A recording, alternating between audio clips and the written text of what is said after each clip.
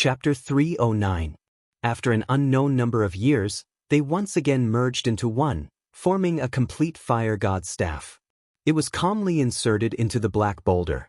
The black boulder that could withstand the terrifying heat was easily pierced through like tofu in front of the fire god staff.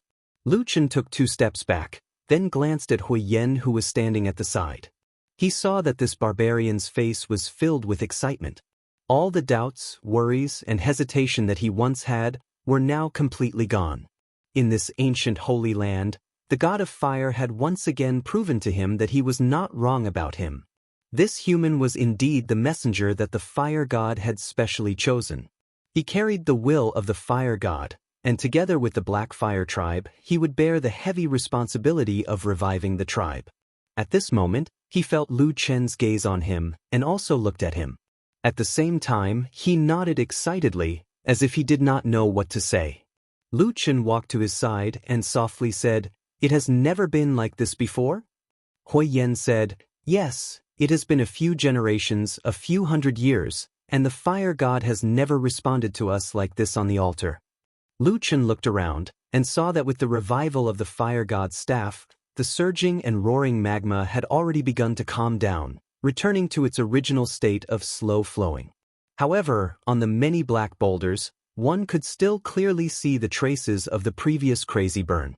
Those ghastly scars were like the angry roars of a god, causing people to tremble just by looking at them. Lu Chen said to Hui Yen, "The fire god's staff has been revived. Don't you want to go and worship it, or pick it up to take a look?" Hui Yen was silent for a moment, then he firmly shook his head and said, "There's no need. This is a divine weapon that the fire god bestowed upon you. It's useless for me to take it." "A divine weapon?" Lu Chen smiled faintly and walked to the front of the fire god's staff. He stretched out his hand and held the staff. His eyes narrowed slightly as he stared at the fire god's staff that seemed to be flowing with brilliance and had an extraordinary aura. After a moment, he didn't seem to use much strength. It was as if he had just raised his arm slightly, and the fire god's staff rose from the ground. All sorts of brilliance flowed and flickered, and then slowly settled down. Finally, all of it retracted back into the staff and disappeared, turning the fire god's staff back into a seemingly ordinary staff. A strange and subtle aura came from where Lu Chen was holding the divine staff, echoing in his mind. Scenes that seemed like ancient poems or scenes from the past appeared one by one. His vision suddenly darkened. At that moment, it was as if Lu Chen's entire body had suddenly lost all weight. His entire body floated up, as if he was in an endless darkness. Then he raised his head and lowered his head. In front of him and behind him, countless stars lit up, layer upon layer, endless. There was a delicate incantation that came from the depths of this empty starry sky. It drilled into his mind and turned into strange characters that were engraved in his heart. It was as if the eyes of the gods were looking at him, and the magnificent and great Sanskrit was faintly humming. There was the light of a flame burning, rapid and grand. In an instant, it burned through the starry sky and swallowed everything, no matter if it was light or darkness. Therefore, there was only raging fire left in the void. Everywhere was a sea of fire. The flames surrounded Lu Chen's body. It was as if there were countless arms tearing at his body, wanting to tear him into pieces. A terrifying pain suddenly rose up. There was actually a sense of familiarity. It was the pain of the curse that had entangled him for the past 10 years. And in the depths of the flames in front of him, there was a huge screen of flames that suddenly rose up. There was a terrifying mountain of corpses and a sea of blood, from ancient times to the present, from the sky to the earth. Boom! Suddenly, a loud sound exploded like thunder from a clear sky. It caused Lu Chen, who was in a daze, to suddenly wake up. When he turned to look, he saw that Hui Yan's face was filled with shock. Hui Yan's hands were tightly hugging Lu Chen's body. Lu Chen did not know when, but he was already standing at the edge of the huge black rock. Half of his foot had already stepped out and was suspended above the magma outside. If he took another step, he would be consigned to eternal damnation and die without a complete corpse. Hui Yen roared angrily. He dragged Lu Chen a few steps back, away from the frightening edge of the black rock.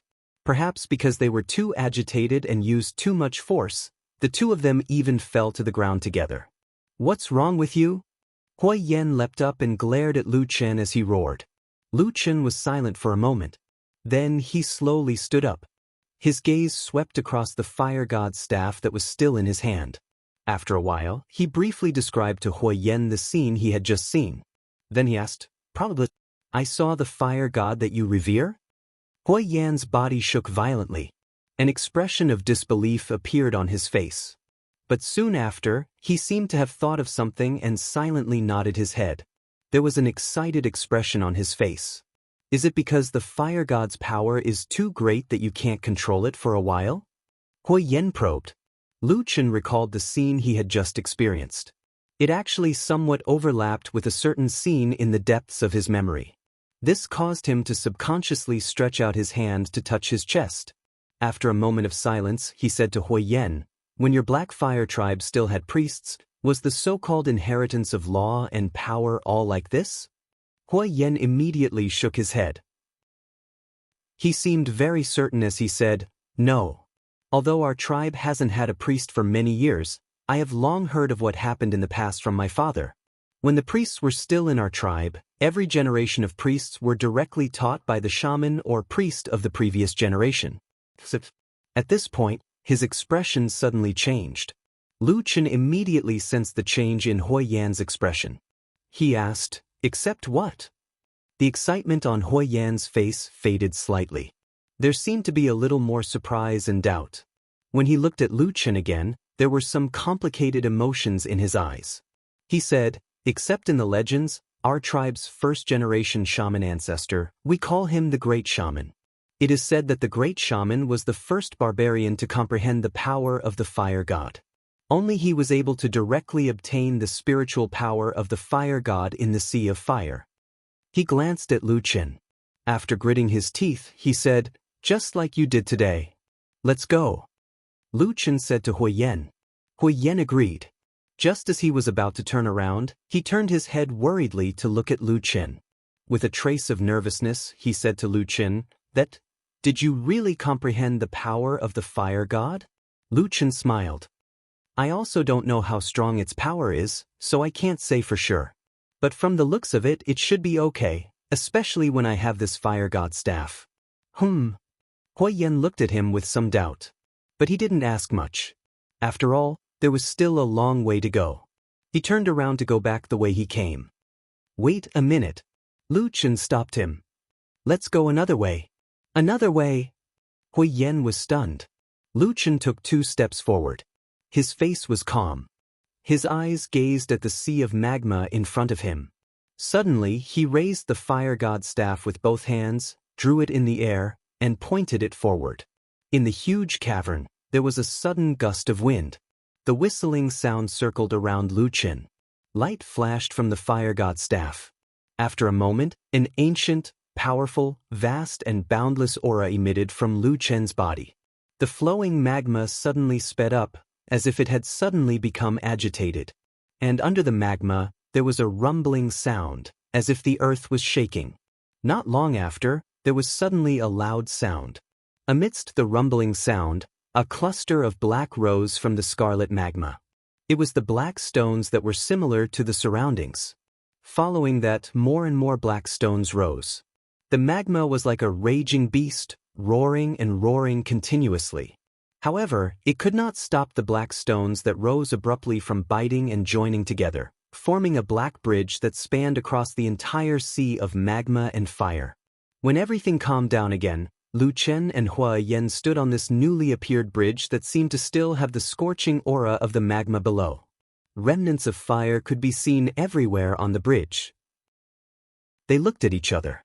Then Hui Yen nodded. Lu Chen smiled and walked forward. At the same time, he said, "Let's go from here, a new path." Chapter 310. As they walked out of the underground cavern, Atsu came up to greet them. This black wolf seemed to have sensed something and kept staring at Lu Chen. But other than that, Atsu didn't do anything else. It didn't roar, but just quietly followed behind Lu Chen all the way back to the surface. They didn't know how long they stayed underground. When they returned to the Black Stone Canyon, the sky was dark. It was already late at night. In the vast night sky, countless stars twinkled, like pearls decorating the deep sky. Under the starry sky, the mountains and the earth seemed to become insignificant. Those who looked up at the starry sky seemed to feel like they were just a speck of dust. Under the starry sky, in the night wind, they gazed into the distance for a long time. The wind faintly carried their soft and indistinct voices, as if they were discussing something. Maybe it was the heaven and earth, or maybe it was the past, or maybe it was the future hope of this path. Afterwards, they turned around and left this place, causing this originally desolate gorge to once again sink into silence. Only the cold starlight lingered in this place, unwilling to give up. On the way back, Hui Yan and Lu Chen were extremely careful. However, compared to their previous journey, their journey this time seemed to be smoother. Not only did they rarely encounter any powerful demonic beasts, they didn't even encounter any powerful clans or tribes. As for the incomparably powerful Thundercloud tribe that unexpectedly appeared near the northern border, it seemed to have already left this place, relieving them of one of their biggest worries. In Lu Chen's eyes, this was really good luck. In Hui Yan's eyes, this was the blessing of the fire god. Because of all these reasons, they returned almost 2 days earlier than expected. They arrived near the Black Fire Tribe's camp that day. This was originally a comfortable and happy journey, until they saw a few plumes of black smoke rising from the Black Fire Tribe's camp. Atsu suddenly roared towards the front. The hair on its neck stood up, and its eyes revealed a fierce light. Hui Yan and Lu Chen's expressions changed almost at the same time. Hui Yan roared angrily and rushed forward.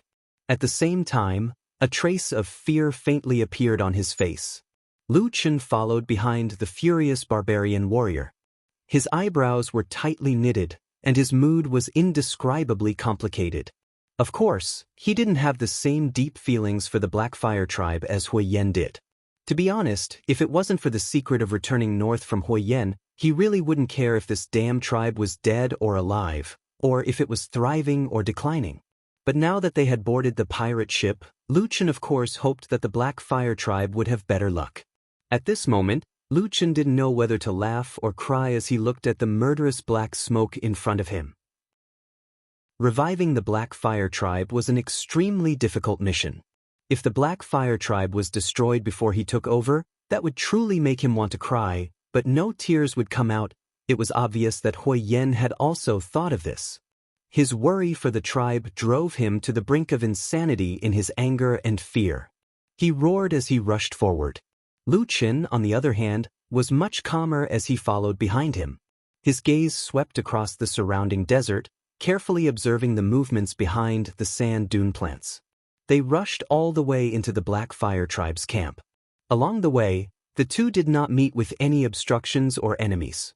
But the scene that greeted them caused Hui Yan to stop in his tracks and hold his breath. The huge camp of the tribe was in a complete mess. Many houses had collapsed. Traces of fighting and burning could be seen everywhere. In the ruins of the village, among the rocks and charred firewood, the corpses of barbarians could be seen lying motionless on the ground from time to time. The smell of blood drifted from the front along with the wind. Hui Yan suddenly let out an inhuman howl of pain, like a despairing demonic beast in a hopeless situation. A trickle of blood flowed from the side of his mouth. He had bitten his lips. At that moment, his eyes were filled with regret, and his body was trembling slightly. With a thud, he finally knelt on the ground.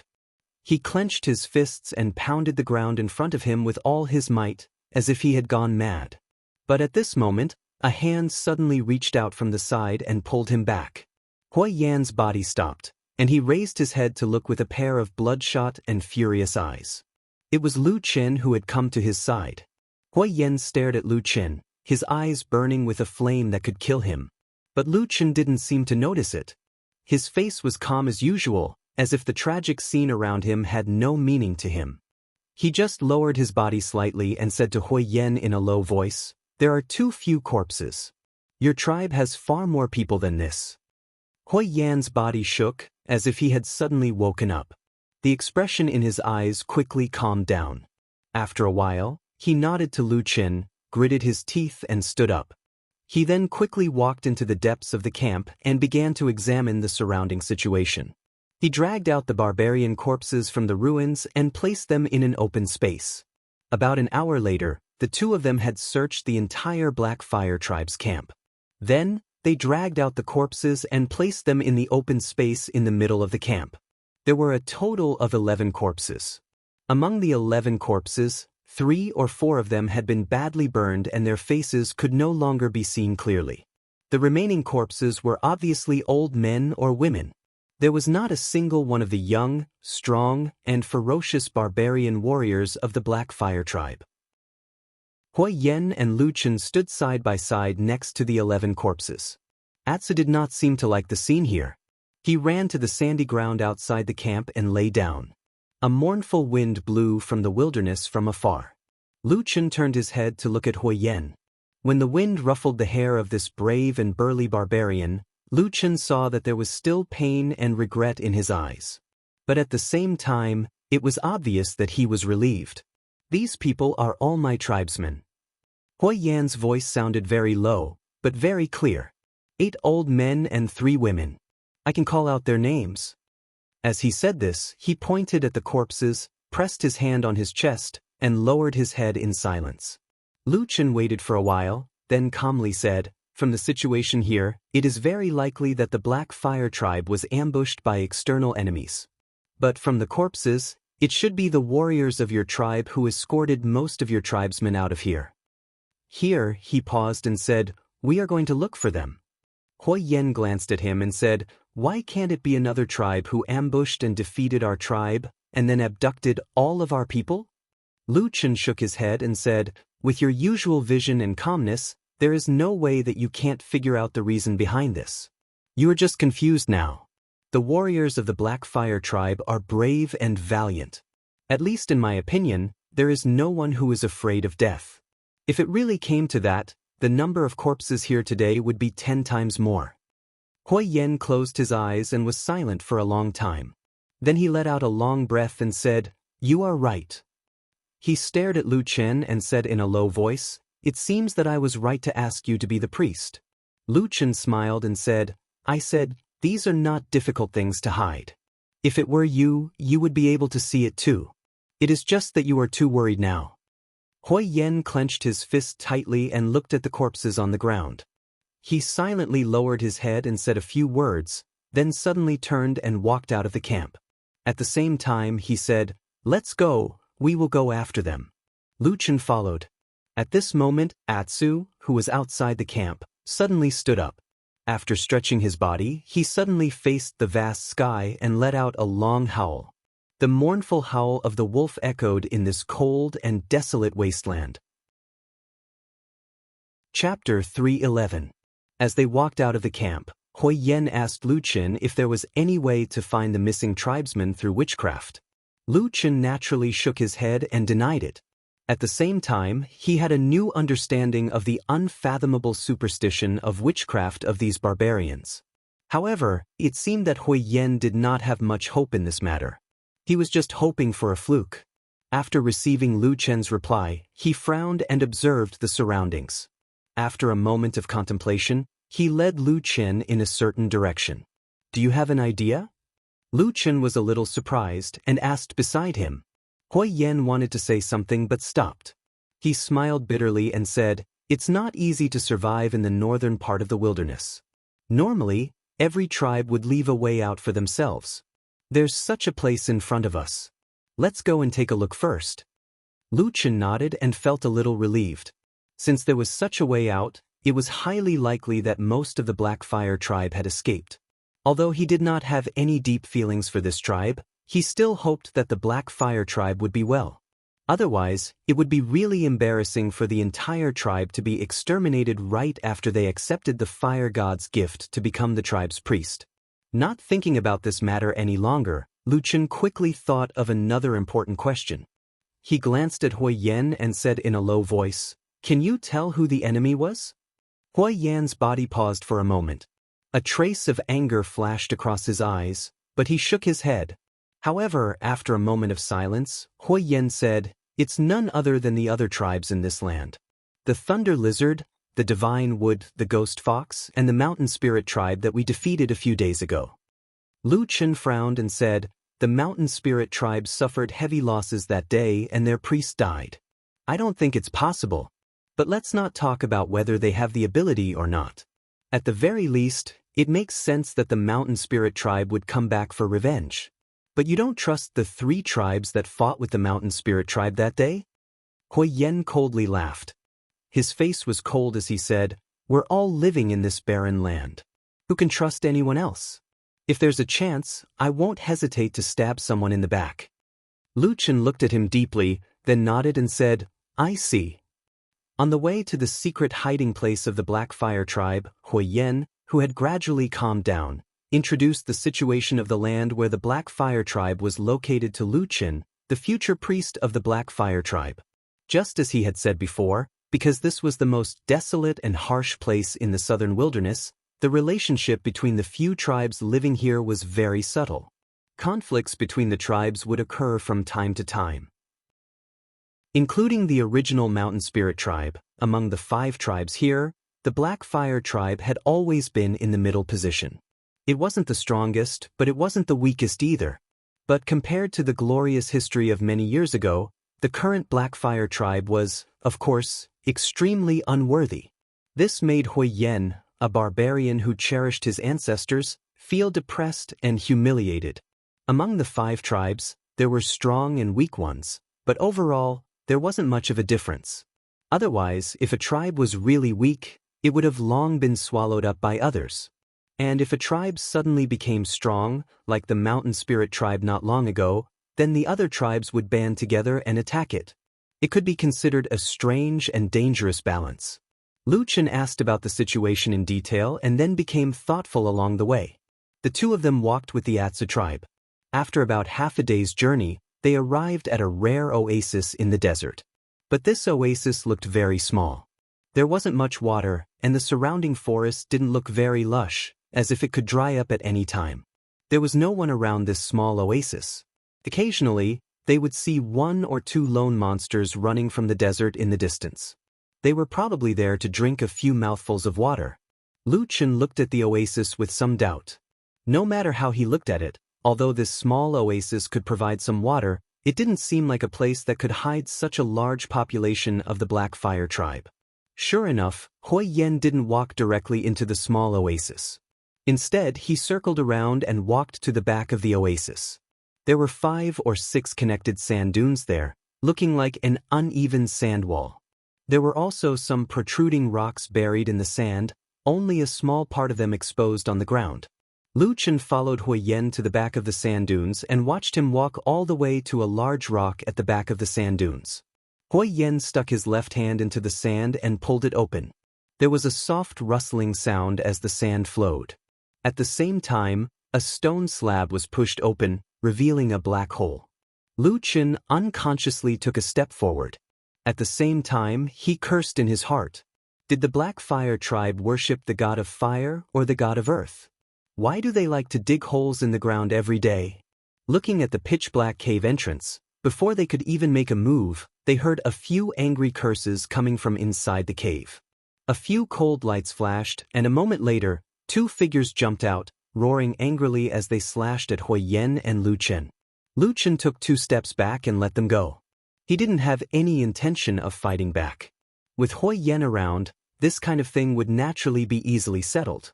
Sure enough, Hui Yen dodged the chopping axe and shouted, "Stop, it's me." The 2 barbarian warriors, who were originally full of murderous intent, trembled when they heard this. Then, their eyes revealed a look of surprise as they looked at Hui Yen. They shouted in unison and almost simultaneously rushed forward, hugging Hui Yen and shouting a few words. Their expressions were extremely excited. Hui Yen was also very happy. After all, he didn't come empty-handed. Since there were people here, it was very likely that the other tribesmen were here as well. Even so, he still had to ask them personally. Hui Yen grabbed a barbarian beside him and asked anxiously, "Black Bull, what about the others? Are they all right?" The barbarian warrior called Black Bull nodded repeatedly and pointed to the hole. "The tribesmen are hiding in there. They're fine for the time being." As he said this, a trace of sadness flashed across his face. But at the camp, we didn't have time to save them. The few of them died. I'm sorry, Huyen. When you weren't here, we didn't protect the tribe well. Huyen patted Black Bull's shoulder and said in a deep voice, "It's not your fault. Come, bring me in to have a look." The Black Bull hurriedly agreed. Just as he took a step forward, a startled expression suddenly appeared on his face. Only at this moment did he see Lu Chen and Atu standing to the side. Furthermore, he saw Lu Chen's extremely calm expression as he leisurely walked over and walked shoulder to shoulder with Huyen towards the cave entrance. In Lu Chen's hand, the fire god's staff, which was half its original length and had become complete, was in his hand. Just as Black Bull was in a daze, a voice suddenly came from the front. It wasn't Huyen's, but the human male. He asked Black Bull, "Do you know who the enemy who launched a sneak attack on the tribe is?" Black Bull opened his mouth but didn't say anything. His expression was a little strange. But at the same time, Huyen's dignified voice came again. "Speak.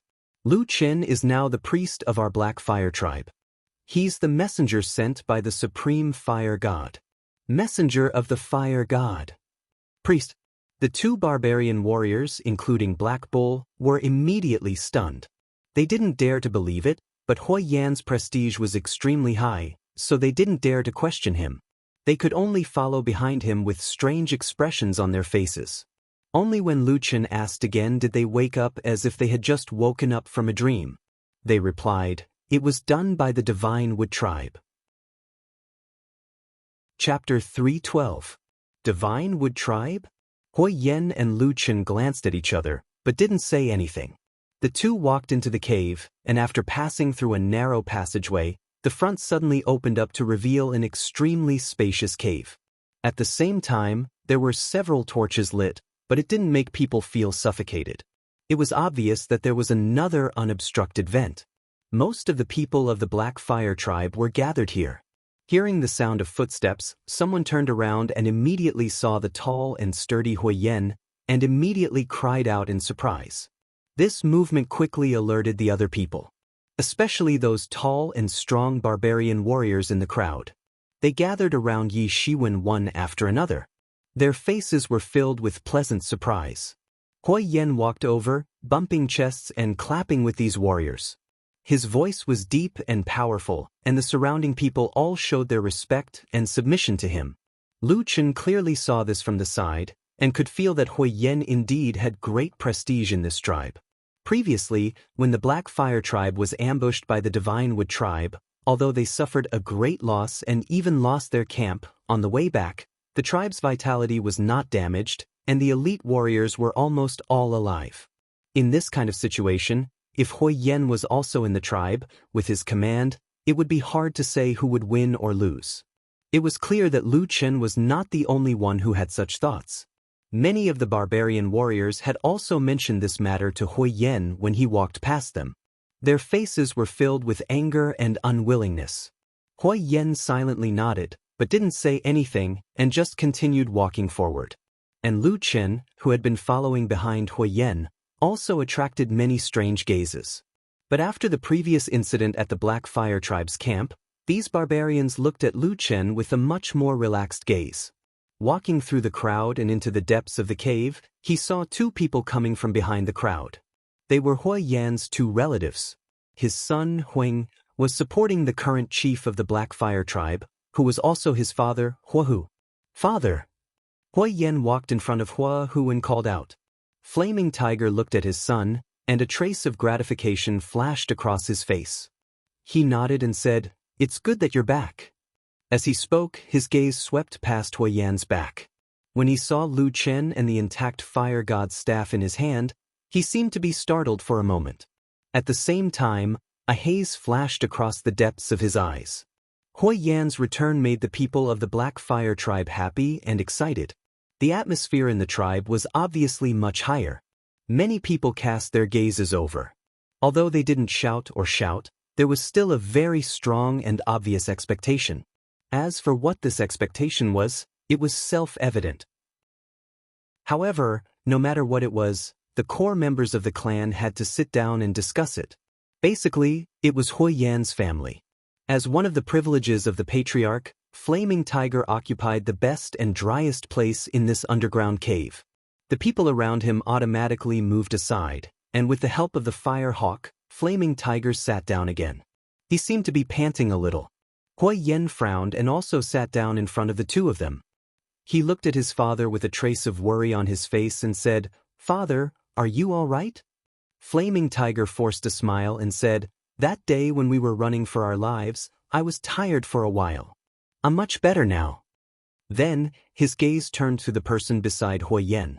As if he didn't care about the surprised and complicated gazes of the surrounding Black Fire Tribe members, he directly sat down beside Hui Yan and openly joined the discussion of the highest core members of the Black Fire Tribe, Lu Qin. Flaming Tiger's expression was a little unhappy, but Hui Yan seemed to ignore it. Moreover, he felt that Lu Qin sitting down was a matter of course. However, this infuriated another hot-tempered youth.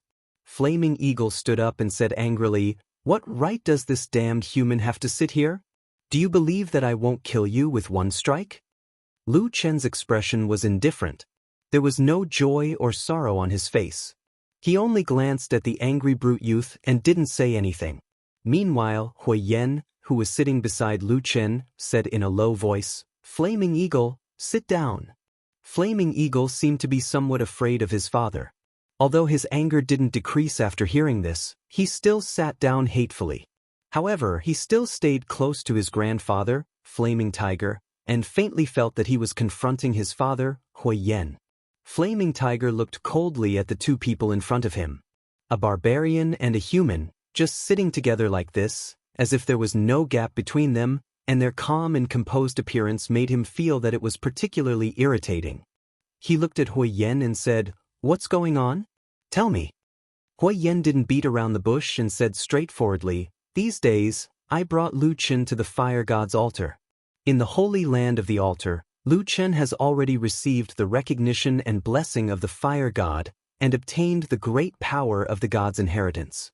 Now, he is the priest of our Black Fire Tribe, and in the future he will guide our tribe to rise and become strong again."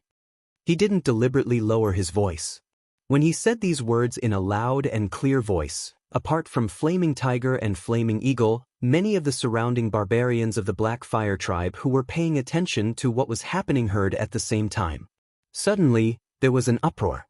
Everyone's faces were filled with astonishment, and it was obvious that they couldn't accept this result for a moment. "Impossible!" Flaming Eagle was the first to roar, and once again stood up suddenly. Hui Yan also stood up, but he didn't make any move against his son in front of him. He only glanced at him, and then turned around to look at the surroundings. Facing the gazes of the many clansmen, he said in a clear voice, "The long-lost divine weapon, the fire god's staff, has now been reunited in the hands of Lu Qin. This is the best proof that the fire god has recognized him." There was another round of clamor and discussion, but it quickly quieted down.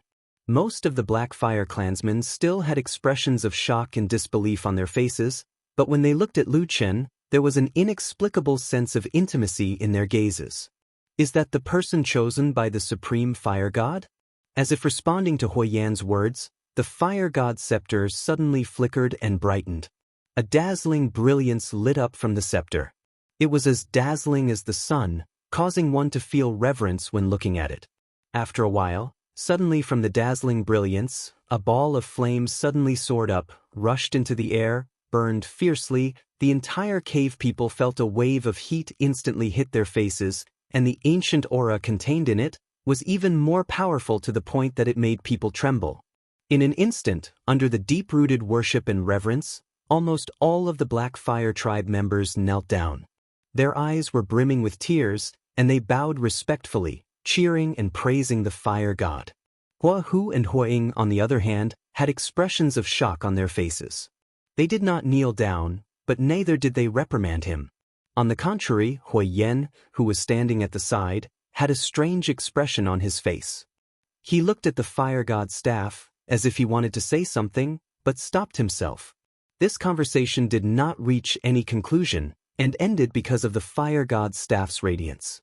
Although Lu Chen's identity was a little strange, in the Black Fire Tribe, The fire god was an overwhelming power, not to mention that he had the support of the tribe's chief warrior, Hui Yan. It was also from this day onwards that Lu Qin officially made his debut in the Black Fire tribe. However, when they left, Hui Yan and Lu Qin walked side by side. Taking advantage of the fact that there was no one nearby, Hui Yan lowered his voice and asked Lu Qin, "I say, among the power passed down by the fire god, isn't the most powerful black fire?" Lu Qin smiled as he looked to his left and right, his expression unchanged. He also lowered his voice and said, "You're right. Then why did you suddenly create that flashy but impractical white light? Because this is the best way to deceive these idiots. If you use black fire, they might not even understand," Lu Qin said. Hui Yan was furious, but then his expression stiffened and he fell silent. After a long while, he shook his head and smiled bitterly. He sighed and did not say anything else. After Hui Yan returned to the tribe, many people in the Black Fire tribe seemed to have suddenly found a pillar of support, and their spirits rose. This was especially obvious among the barbarian warriors. Many of them could feel it, including the patriarch of the barbarian race, Hu. And since Hui Yan had returned, the most important thing was to understand the matter of the Divine Wood tribe's sneak attack and how to respond. In fact, the most important person to respond to this matter should be the chief, but the atmosphere in the Black Fire tribe seemed to be a little strange. Hui Yan's question seemed to be a matter of course, and the people beside him did not object. The beginning and the course of this matter were quickly laid out in front of Hui Yan and Lu Qin. The matter was not complicated. The situation was that one day, the Divine Wood tribe suddenly took advantage of the darkness to launch a sneak attack on the Black Fire camp. There was no warning beforehand, and there was almost no conflict between the two tribes. The people of the Black Fire tribe did not expect the Divine Wood tribe to make such a move, so they were caught unprepared. However, among the 5 tribes of the wasteland, the Black Fire tribe's warriors had always been at the highest level. It was just that the tribe did not have the most people, so their overall strength was only in the middle. The Divine Wood tribe had many people, but the battle strength of their warriors could not compare to that of the Black Fire tribe. So after this battle, although the Black Fire tribe was defeated, their losses were not great. But in the end, they had lost their base, and it was still a very embarrassing matter. Hui Yan listened to this matter with a sullen face. There were a few tribal warriors who reported this matter, including Iron Bear, whom Lu Qin had seen before, and Black Bull, whom he had seen outside the passage. Seeing how close they were to Hui Yan, it was obvious that they were Hui Yan's trusted aides. After listening, Hui Yan looked at these people with a cold face. These strong barbarian warriors looked at each other, all of them looking a little embarrassed. Hui Yan snorted coldly and said, "The warriors of the Divine Wood tribe are all trash. You were actually chased here by those trash. After everything was settled, why didn't you rush back and chop them to death?" The abnormally tall and sturdy Iron Bear raised his eyes and said, "We also thought about it." It was Lu Qin who interrupted and asked calmly, "From what you're saying, someone stopped you from taking revenge." Iron Bear curled his lips and glanced at Lu Qin. "That's right." Chapter 3:13. Hui Yan naturally didn't take these words seriously when he said that his tribe's warriors had been chased away by trash. It was most likely something he said out of anger. He forgot what he said, so Tai Xiong, He Niu, and the others didn't take it to heart. However, Lu Chen's question hit the nail on the head. Hui Yan's expression changed and became ugly. After a while, he said, "What did father say?" When Hui Yan wasn't in the tribe, there was only one person who could stop these hot-blooded, fierce, and brave warriors. There was no need to guess. It could only be the chief, Hu. Tai Xiong and He Niu looked at each other with a strange expression on their faces. Lu Qin looked at them from the side. After a while, He Niu opened his mouth and laughed dryly.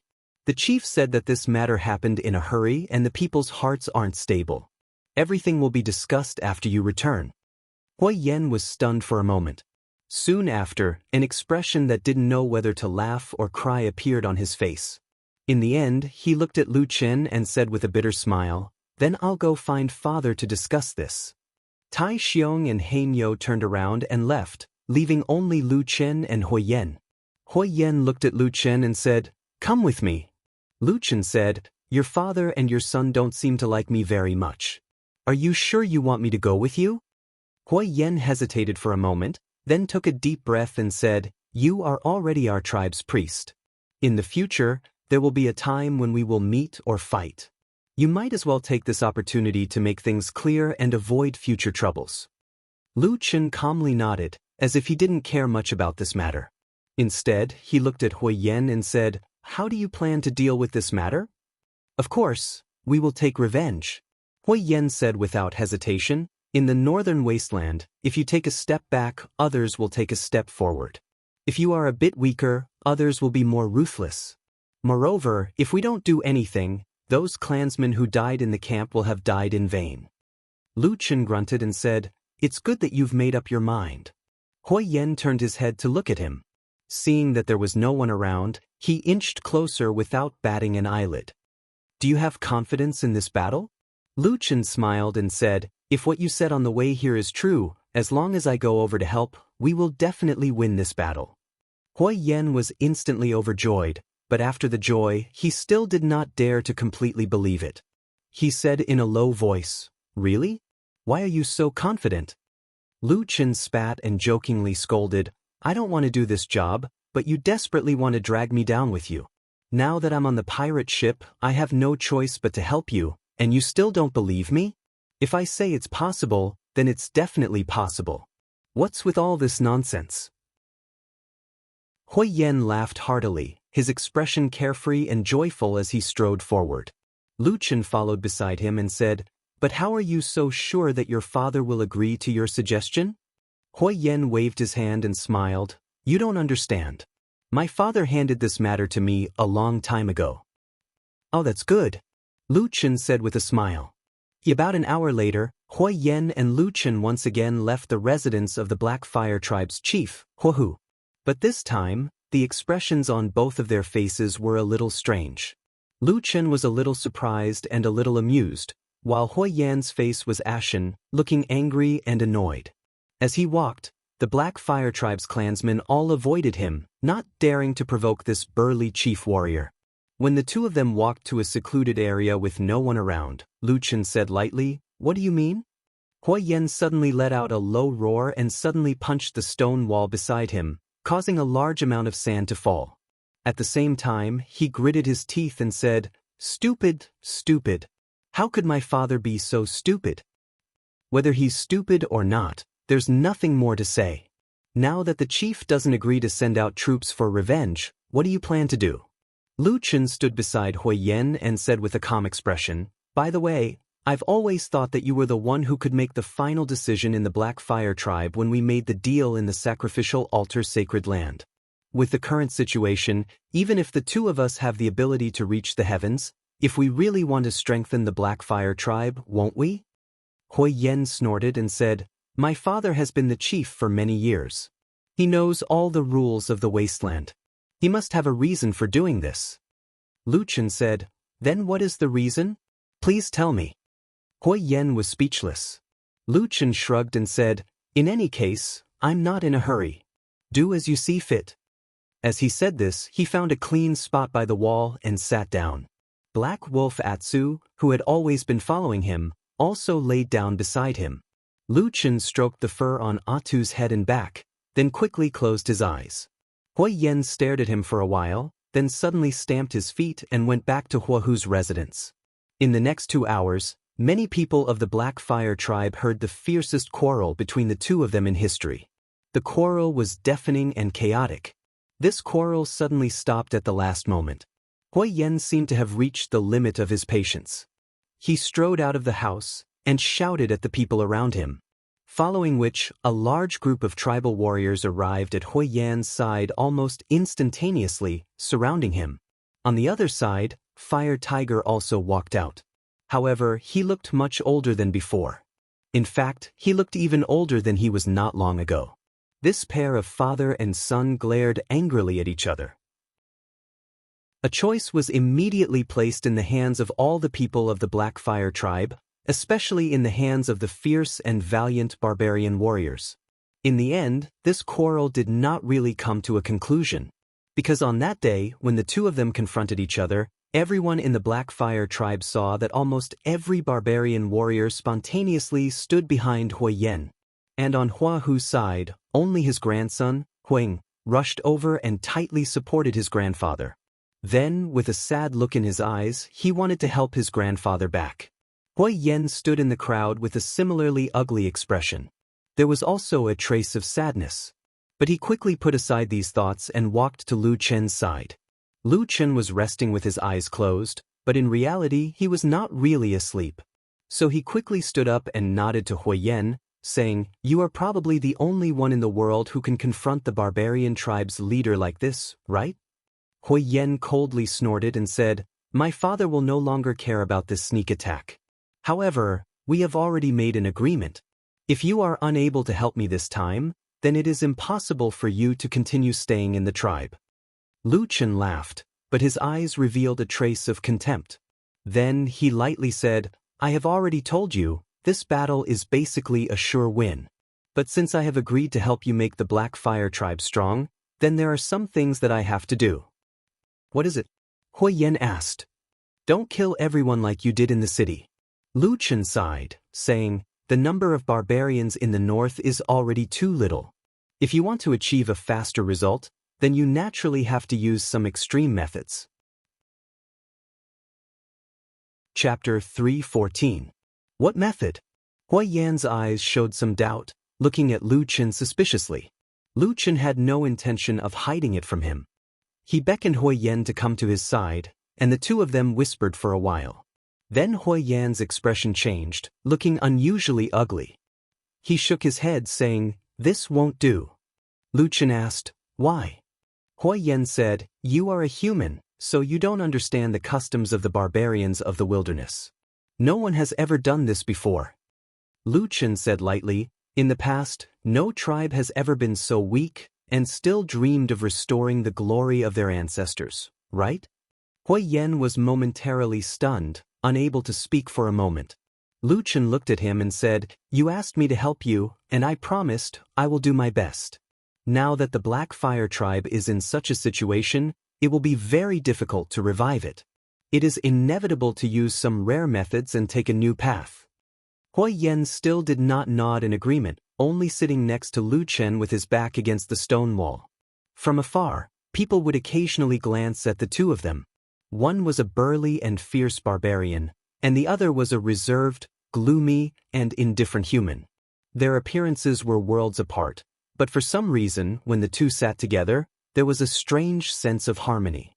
After a while, Hui Yan said in a low voice, "Is there no other way?" Lu Chen said, "There are other ways, it's not that there aren't any." Hui Yan's spirit was immediately lifted, saying, "Let's hear it." Lu Chen said, "Then we'll follow the rules of the tribes in this wasteland. We'll quietly develop and have children. We'll take it 1 year at a time, one battle at a time. With my help, dealing with these small tribes shouldn't be a problem. We'll basically be able to defeat them. But the Black Fire tribe only has a small population.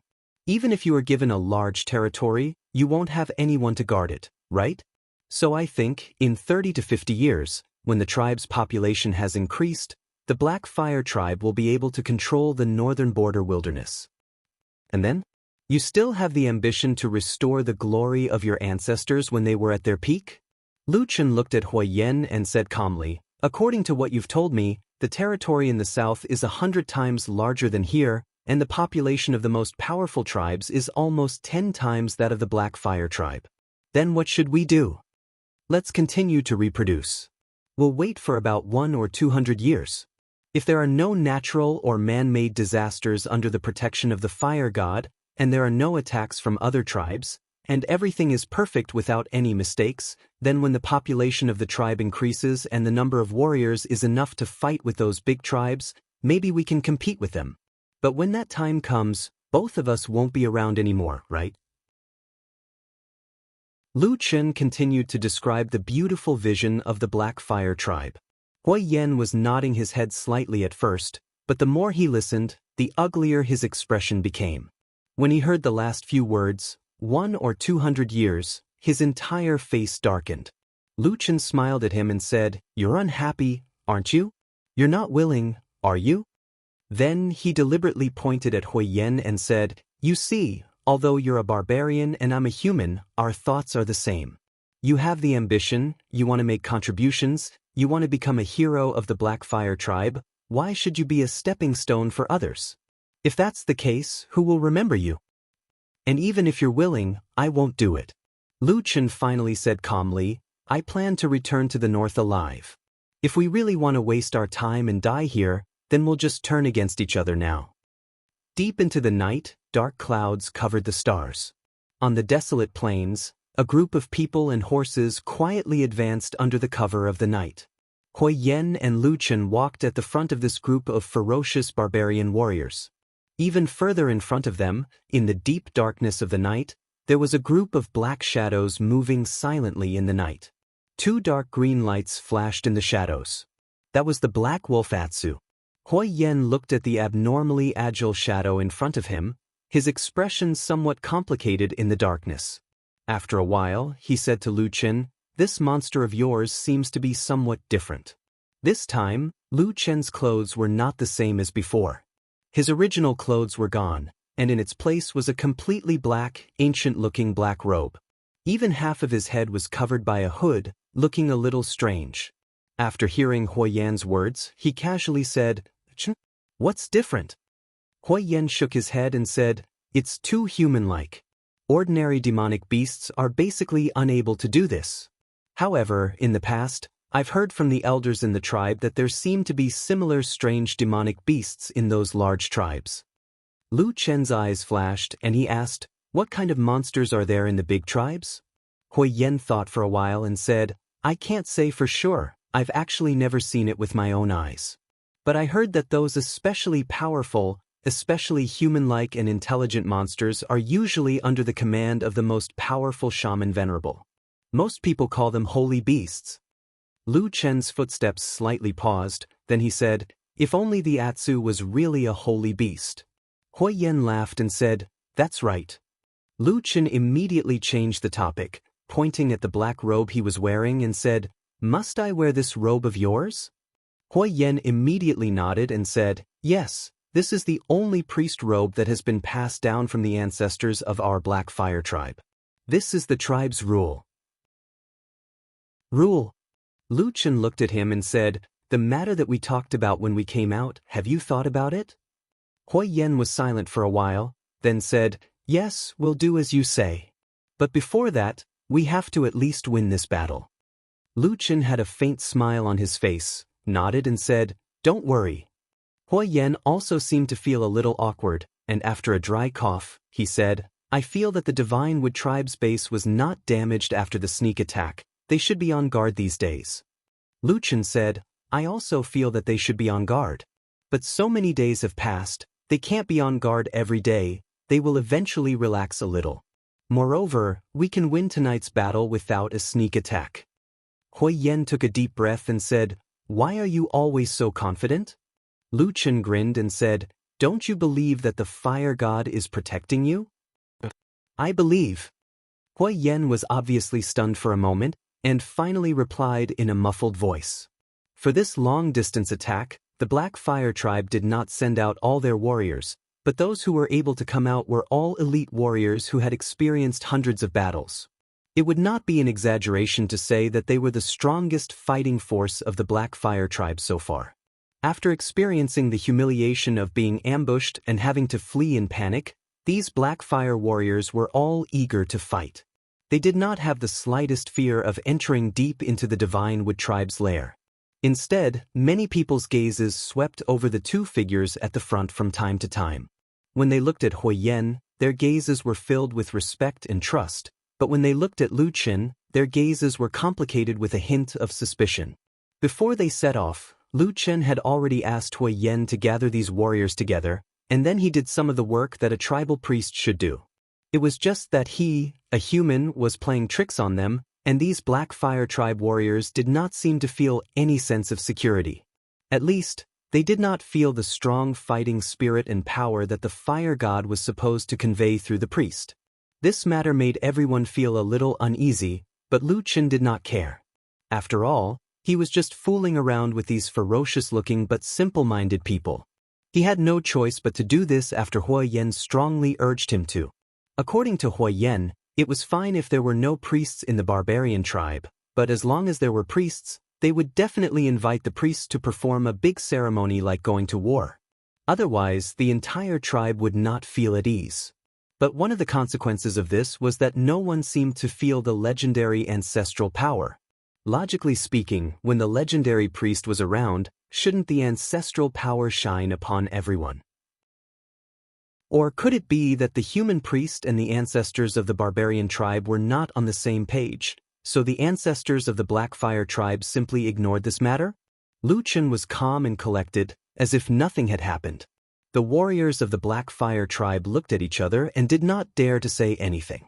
After all, that was the messenger of the fire god, the tribal priest. Moreover, the Black Fire tribe had lost their priest for hundreds of years, and no one was particularly clear about the specific situation back then. What if they were wrong? In short, such a group of people came out in such a muddle-headed manner. Although they were a little uneasy, their fighting spirit was still high as they charged towards the old lair of the Divine Wood tribe. They did not know how long they had advanced like this, until the figure of Atsu, who had merged with the darkness, suddenly stopped and let out a few low howls. Only then did the Black Fire tribe's troops suddenly stop. In the distance ahead, a camp appeared under the sky. The houses were faintly discernible, and there were some torches burning in the darkness, emitting light. They should be the warriors of the Divine Wood tribe who were on night watch. Huo Yan turned his head to look at Lu Chen, and then waved his hands to both sides.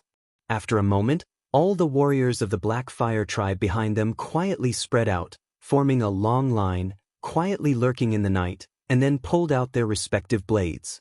The night was silent, and the murderous aura condensed like frost, as if it could chill one's heart. Lu Chen, on the other hand, looked at the shadow of the tribe in the distance and took a deep breath. After a moment, a black shadow walked to Lu Chen's side. It was Atsu, who had appeared like a ghost. Its green eyes seemed to have sensed something, and revealed a rare cold and bloodthirsty emotion. Under the black robe, Lu Chen slowly stretched out his arm, and an invisible wave of air suddenly appeared in front of his chest. After a moment, the Vulcan staff appeared in his hand. He held the staff, moved forward, and pointed at the camp of the Divine Wood tribe. At that moment, a wind suddenly blew over the wilderness. The cold wind blew, as if a demon that had been sleeping for many years had finally awakened. In the dark sky, it stared at the creatures below, revealing a ferocious and silent grin. Chapter 3:15. As one of the 5 largest tribes in the north of the wilderness, the Divine Wood tribe actually had a larger population than the Black Fire tribe. Therefore, the scale of their camp was slightly larger than that of the Black Fire tribe. In fact, among the 5 northern tribes, the Mountain Spirit tribe and the Thunder Lizard tribe had the largest population, while the Divine Wood tribe ranked 3rd. As for the Black Fire tribe, they ranked 4th, and there was not much difference between them and the Ghost Fox tribe.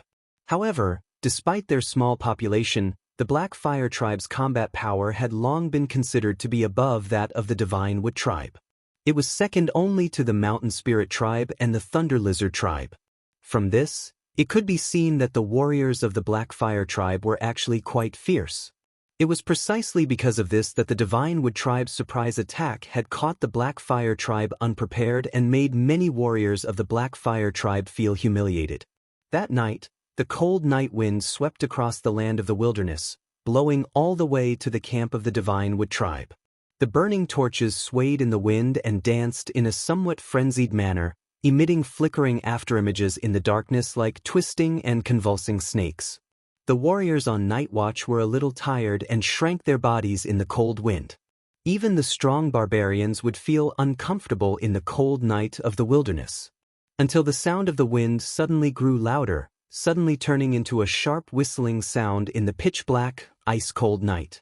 The warriors guarding the gate of the Divine Wood tribe suddenly raised their heads and looked forward. But before they could react, the shrill, ear-piercing shriek had already cut through the deathly silence of the night and arrived before their eyes. It was as if a light had suddenly lit up in the darkness. It was the sinister grin of a death god, revealing its sharp fangs that glowed with white light. Terrifying sharp blades rushed over, and in the next instant, there was a muffled sound that made one's entire body tremble. A divine wood warrior's body was directly sent flying, and on his body, a giant axe had directly chopped into his face. Blood splattered, and the unlucky guy was almost split in half. The warriors of the divine wood tribe on both sides turned pale with fright. They immediately roared in anger, but their anger was soon covered by even more vigorous and ferocious shouts. In the darkness of the night, a row of tall and ferocious warriors charged out. Perhaps there weren't that many of them, but in the darkness, they were like raging waves rolling up a violent wave. Amidst the blood-boiling roars, in the bone-chilling cold wind, they crashed down. The leader was the most muscular and powerful Huoyan. Like a raging wave, this group of black flame warriors instantly swept over and rushed to the entrance of the divine wood tribe. Huoyan laughed sinisterly as he pulled out the giant axe from the corpse. Cries of alarm and screams rose and fell in the surroundings. Blood splashed and a few more corpses appeared on the ground. In the camp of the divine wood tribe further away, the alarm had already resounded throughout the entire camp. No matter what, the divine wood tribe was a barbarian tribe that lived in the harsh northern wastelands. Those who could survive in such a place were not weaklings. Therefore, in a short period of time visible to the naked eye, torches were quickly lit in the divine wood tribe despite being ambushed. Then, more and more barbarian warriors swarmed over. Some were holding weapons, while others were not even dressed properly. It was obvious that they had just woken up from their sleep. But at a glance, everyone's faces were filled with anger and ferocity. Perhaps there was panic, but not much fear. The valiant nature of the barbarians could be said to be completely revealed. It's the people of the Black Flame tribe. An angry roar came from the crowd. It was obvious that someone from the Divine Wood tribe had already recognized the identity of the invading enemy. This roar caused a commotion, but more warriors continued to roar and charge over. Looking at the number of people, the people from the Divine Wood tribe were much more than the warriors from the Black Fire tribe. After all, this was their nest. But from Huoyan onwards, none of the warriors from the Black Fire tribe showed any signs of fear. Instead, they continued to roar and charge forward. Although they had fewer people, they seemed to erupt with an aura that was not any weaker than the opposite side. Seeing that a bloody battle was about to unfold in this harsh and calamitous wasteland, a black figure slowly stepped out from the shadows behind the Black Fire tribe warriors. It was as if he had become one with the darkness. It had been like this since the beginning of time, to the point that the fire god's staff in his hand had even overshadowed his existence. It emitted a strange light in midair, and then the twisted totem carvings slowly lit up. In the darkness, he began to chant a mysterious incantation in a low voice. The ancient aura descended from the night sky, like a god or a devil, staring at the crowd. As if there was a response, in the crowd, Huoyan's body suddenly stopped, and then he raised his head towards the sky and roared. His voice was so shrill and loud that no matter if it was friend or foe, everyone was shocked and looked towards him. The tall and sturdy barbarian with the huge axe in his hand suddenly faced upwards and roared. Then, a strange rune suddenly lit up in the middle of his forehead. It flickered with a strange radiance. A moment later, a black flame suddenly rose from the center of the rune with a whoosh. It seemed as if a demon was roaring at the world. Ka ka ka ka ka. A strange sound that caused one's scalp to turn numb rang out from Huoyan's body. Under the madly dancing black flames, the originally ferocious and wild barbarian's entire body suddenly expanded. All of his muscles seemed to have exploded and swelled to more than double their original size. Green veins popped out, making him look like a barbarian giant that no one had ever seen before. His face that had become especially ferocious also looked like a demon at this moment. His eyes flickered with a bloodthirsty light, and the only feeling he had was power. Incomparably powerful power. He roared at the sky, as if there was nothing in this world that could stop him. Then he roared and rushed forward. The darkness and the night wind all retreated, revealing the Divine Wood tribe members who had a look of shock on their faces. Witchcraft! A sharp and fearful voice suddenly rang out from the crowd of the Godwood tribe. They were not afraid of blood, sharp blades, or even death. However, it was as if all of them were innately awed by the legendary and mysterious witchcraft. Even their voices trembled as they screamed. On the other hand, the Black Fire tribe was full of fighting spirit. Many warriors even turned around to look. Then they, including the people of the Divine Wood tribe who had also sensed something, saw a scene that they would never forget for the rest of their lives. A black shadow floated in the air behind them. Darkness gathered from all directions, so dense that it was almost unimaginable, and wrapped around the shadow-like person. A brilliant light flickered in the darkness, and in the center of the light was a staff. The totem rune shone with a dazzling light. Then, in that instant, the entire staff suddenly shot out an indescribably huge black flame. The black flame burned the sky, as if it was going to burn the night. At the same time, when the black flame shot out, the warriors of the Black Fire tribe on the ground all trembled, and then they roared in anger. Then, the strange phenomenon that happened to Hui Yen also happened to them.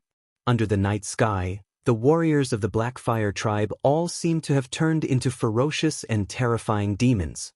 Strange totem runes flickered on their foreheads, and black flames spewed out of their mouths. Then, they sneered and roared as they rushed into the crowd of Divine Wood tribe.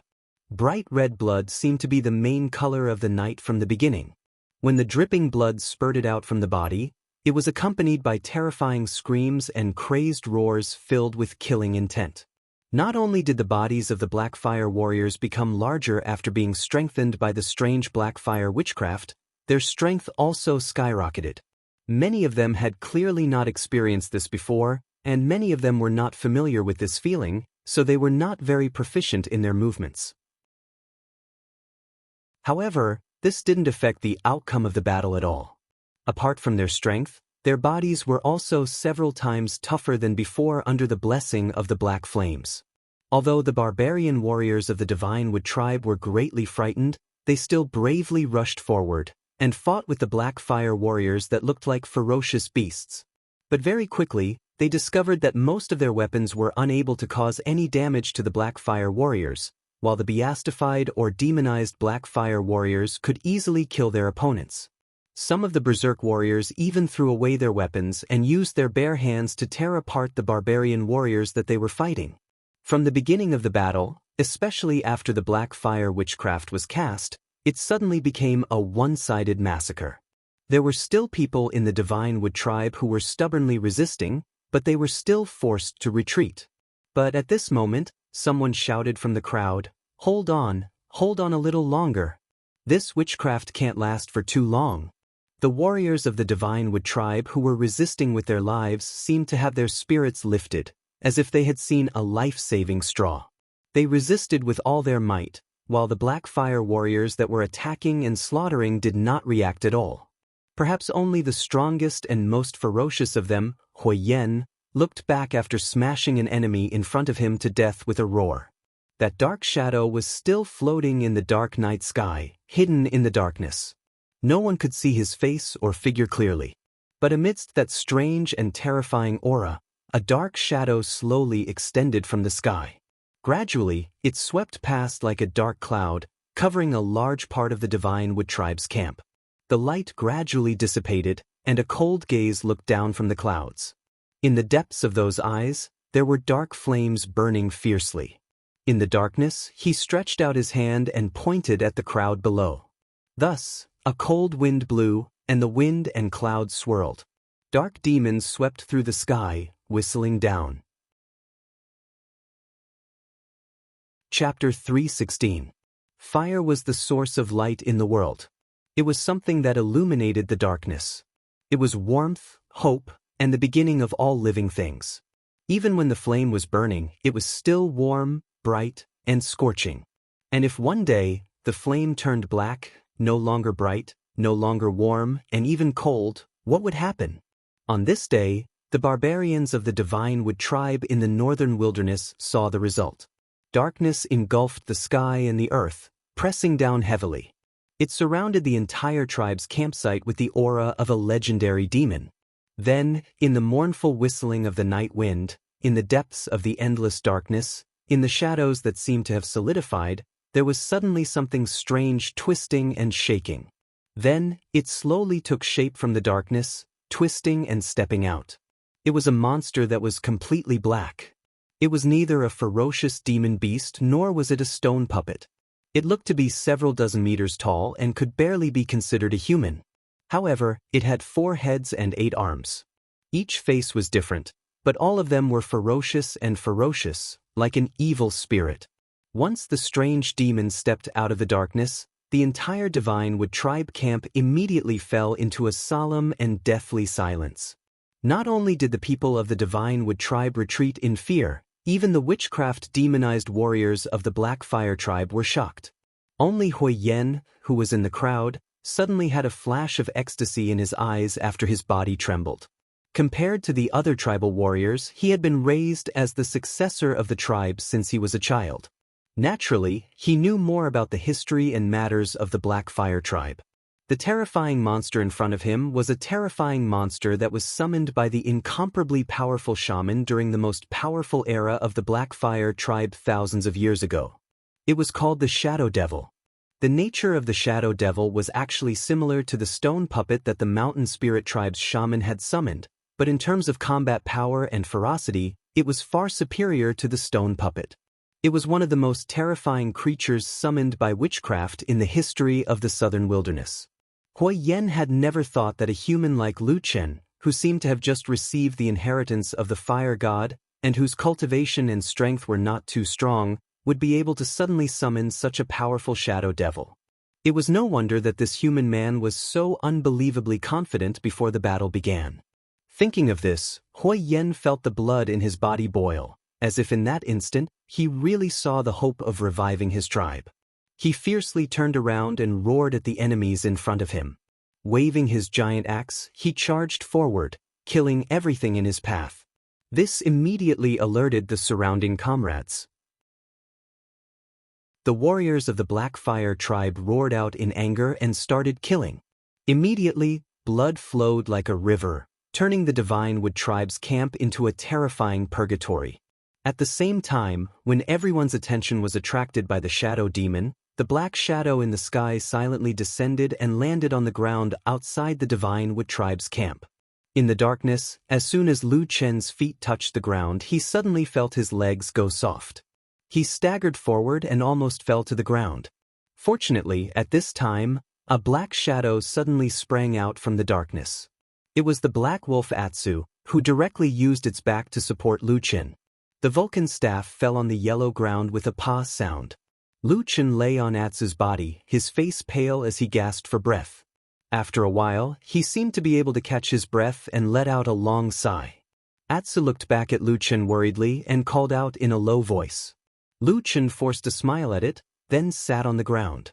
After panting a few more times, he opened his mouth and said, "This damned witchcraft, I don't know where it came from. Even a slightly more powerful witchcraft seems to take my life." Atsu's huge head leaned over and rubbed against Lu Chen's chest, but it didn't seem to know what to do. After a while, it lay down beside Lu Chen. Lu Chen looked at the black wolf with a trace of warmth in his eyes. He reached out and gently patted its head, then raised his head to look at the battlefield below. After the terrifying shadow demon joined the battlefield, the Divinewood tribe's desperate resistance instantly collapsed. Almost no one could resist this terrifying demon, especially when a few of the bravest and strongest Divinewood tribe warriors rushed forward but were caught by a single palm. Then, they were torn apart and killed in front of everyone. All the Divinewood tribe barbarians seemed to have completely collapsed. No one dared to resist anymore. Everyone was fleeing in fear. The outcome of this battle was completely determined, and it was only a matter of time before it ended. Lu Chen retracted his gaze. Taking advantage of the fact that there was no one around, he casually leaned on Atsu's back and muttered. Then he said in a low voice, "How is this a fire god? It's obviously a death god." The Black Fire tribe's surprise attack on the Divinewood tribe was a complete victory during the night. However, the final battle only ended at daybreak. There weren't many battles in the later stages. Instead, it was more about the Divine Wood tribe that were almost driven mad by fear. The shadow demon disappeared not long after the outcome of the battle was decided. To be honest, this terrifying demon actually didn't kill too many people. However, its terrifying power was unparalleled, and it was a decisive force that influenced the outcome of the battle. At daybreak, the Black Fire Tribe barbarian warriors led by Hui Yen were no longer in a state of enchantment. All of them returned to their normal appearances. But even so, the completely defeated Divine Wood tribe could no longer put up any resistance. Unlike the sneak attack on the Black Fire Tribe, the Divine Wood tribe suffered a heavy blow this time. The tribe's camp was in a mess. Blood flowed like a river, and corpses and broken limbs could be seen everywhere. Among the survivors, not many managed to escape. In fact, most of the surviving Divine Wood tribe members were intercepted by the warriors of the Black Fire Tribe. When the first ray of sunlight fell from the sky, the remaining barbarians of the Divine Wood tribe were gathered in a corner of the camp. Around them were ferocious-looking barbarian warriors of the Black Fire Tribe. Their eyes were ferocious, and the blades and axes in their hands were still wet with blood. A little further away was the land of carnage. Who knew how many lives had been lost there? The originally thriving tribe's camp was now in ruins. Houses and walls had collapsed, and many places still had traces of being burnt.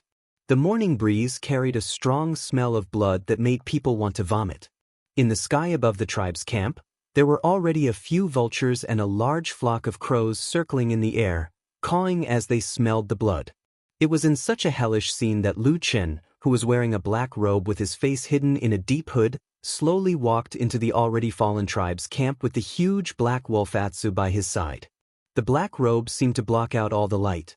Even though it was daytime, no one could see the face of this human male clearly. But Atsu, who stood beside him, attracted everyone's attention. That ferocious beast's appearance was a perfect foil to this terrifying shaman's aura. There was no longer any doubt in the eyes of the warriors of the Black Fire Tribe. Everyone, even the most ferocious and valiant warriors, were filled with reverence in front of this black-robed priest. They respectfully made way for him. Lu Chen silently walked forward, calmly treating all the reverence and fear in the surroundings. Under his feet, he crossed the river of blood. Then he left bloody footprints on the road, all the way to the Divine Wood tribe's captives. "Priest, it's the priest." Terrified, soft voices came from the captives. There were many women, children, and elderly among the captives of the Godwood tribe, as well as many adult men. Even the patriarch of the Godwood tribe was not dead yet. He had only lost an arm, and as a form of treatment that was different from the other tribesmen, he was tied with an extra rope and thrown in front of the crowd in a rough manner. At this moment, he stared at the black-robed priest with his eyes wide open. His face was filled with disbelief. But whether it was Lu Chen or the other warriors of the Black Fire Tribe, no one paid attention to him. Hui Yen stood in front of the crowd and watched as Lu Chen walked over. Then he strode forward, stretched out his hands, and grasped Lu Chen's arm. Then he nodded heavily. "We won," he said. "We won this battle." Lu Chen raised his head slightly and smiled in the shadow of the black hood. Then he said in a low voice, "Didn't I tell you before? We will win. Let's begin." The black-robed Lu Chen said to Hui Yen. The people standing closest to Hui Yen were his two most trusted warriors. One was Iron Bear, and the other was Black Bull. At this moment, they turned to look at Hui Yen. They did not seem to understand what Lu Chen meant. But after this battle, even such powerful warriors like them were filled with reverence for Lu Chen. Hui Yen hesitated for a moment and said in a low voice, "I still think it's very difficult. We barbarians would rather die than betray our ancestors." Beside him, Iron Bear and Black Yak were immediately moved. They wore astonished expressions. Lu Chen's had moved slightly, but he didn't seem to mind. He only said casually, "Let's try." "All right." Hui Yen seemed to have finally made up his mind. He turned and walked towards the captives of the Divine Wood tribe. On the other hand, Lu Chen turned around, as if he wasn't interested in what was going to happen next. Instead, after his gaze swept across the bloody and messy battlefield, he suddenly exclaimed in surprise, as if he had discovered something. Then, he walked towards the center of the tribe's camp not far away. There was a stone altar that looked like it was used to worship the tribe's ancestors. At this moment, most of it had been destroyed. But in the pile of rubble, where fresh blood had been splattered, Lu Chen's gaze fell on something. It was a white bone mask that looked broken and ancient. At the same time, Hui Yan's voice came from behind him. It was steady and loud, echoing in the sky above the tribe. Now you have two choices.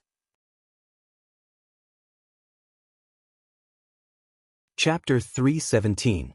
The white bone mask in Lu Chen's hand wasn't the skull of a human. Although the barbarians worshipped their ancestors, it was common for them to preserve the remains of their ancestors and worship them. However, the thing in Lu Chen's hand had two horns, and the shape of its face was completely different from that of a barbarian. It seemed more like an unknown demon beast. Something that could be enshrined on the altar in the middle of a tribe's camp could be considered rather important to a barbarian tribe. However, Lu Chen couldn't tell the origin of this white bone mask. When he held it in his hand, it didn't feel rough at all. Instead, he felt a warm radiance from the tip of his finger. It seemed that after a long period of time, the material of the white bone mask had quietly changed. It was now almost like jade. Even though the shape of the mask was still a little scary, Lu Chen could no longer feel the dense aura of death from it. He played with the white bone mask for a while, then held it in his hand and walked back. At the same time, Hui Yan's voice was still echoing, and it quickly caused an uproar among the captives of the Divine Wood tribe. Hui Yan explained his intentions very simply to everyone. He gave them two choices. 1. Give up your original worship, throw away everything, and join the Black Fire tribe, becoming a part of the Black Fire tribe. The second choice was death. Of course, this was the idea that Lu Chen had proposed to Hui Yan, and he had tried his best to convince him to carry it out. However, even though Hui Yan trusted Lu Chen, he was still very skeptical of this idea. And it wasn't just Hui Yan. Even the barbarian warriors like Iron Bear and Black Bull all shook their heads when they heard of this idea. To a barbarian tribe, there was nothing more important than the gods and ancestors they worshipped. To overthrow all of this and make them submit to a tribe might be even more difficult than killing them. Hui Yan and the others did not believe that this method would succeed, but Lu Chen insisted on trying. As for the reason, the others did not know, and probably only Hui Yan knew. What Lu Chen wanted was to use the fastest, fiercest, and most direct method to increase the strength of the Black Fire tribe. The biggest problem in front of them was that the population of the Black Fire tribe was too small. If they wanted to return to the peak of their power, they would need to increase their population by at least 10 times. Lu Chen did not have the patience to wait, and Hui Yan did not want to wait any longer. However, the reality was the reality. When Hui Yan told all the barbarians of the Divine Wood tribe about this, there was a moment of astonishment and silence. Then, a loud clamor broke out. It was unknown how many barbarians were cursing and swearing. Their expressions were agitated as if they wanted to rush over and tear this enemy who had slandered their ancestors into pieces. And in front of the crowd, the chief of the Divine Wood tribe roared angrily. With unknown strength, he actually jumped up from the ground, as if he wanted to rush over and die with Hui Yan. But before he could get close, he was kicked away by the tall and burly Tai Xiong, who was standing next to Hui Yan, with a sneer. Bang! The chief of the Divine Wood tribe rolled a few times on the ground like a gourd, his face covered in dirt for a moment. Many Divine Wood barbarians in the crowd looked agitated and jumped up one after another, wanting to fight with their lives on the line. But the warriors of the Black Fire tribe standing at the side immediately suppressed them. Shouts, curses, and sounds of suppression filled the air. In the middle of the crowd, there were people who pulled out their swords and slashed a few times, causing blood to appear. After a while, the group of restless barbarians were finally suppressed. Although Hui Yan had already expected this situation, he still felt somewhat embarrassed. The veins on his forehead were throbbing, and he wished he could directly raise his sword and hack a few of them to death. But at this moment, a hand suddenly stretched out from the side and pulled him back. Hui Yen turned around and saw the black-robed Lu Chen walking to his side. "Don't worry." Lu Chen's voice sounded very calm. Hui Yen snorted and said, "You have also seen the situation, what should we do now?" Lu Chen lightly said, "Let me do it." He took a step forward, his eyes sweeping across the crowd in front of him. For a moment, almost everyone's eyes fell on him. Many of the Divine Wood Tribe's captives looked at the black-robed priest with eyes full of hatred and fear. After a moment, Lu Chen opened his mouth and said, "Drag out all the children and women under the age of 8. As soon as these words came out, there was a sudden silence. After a moment, the Divine Wood Tribe was filled with curses, while the warriors of the Black Fire Tribe looked at each other in dismay.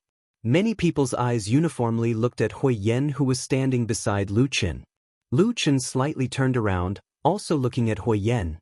Hui Yen hesitated for a moment, then suddenly clenched his teeth and said in a deep voice, "Listen to the priest."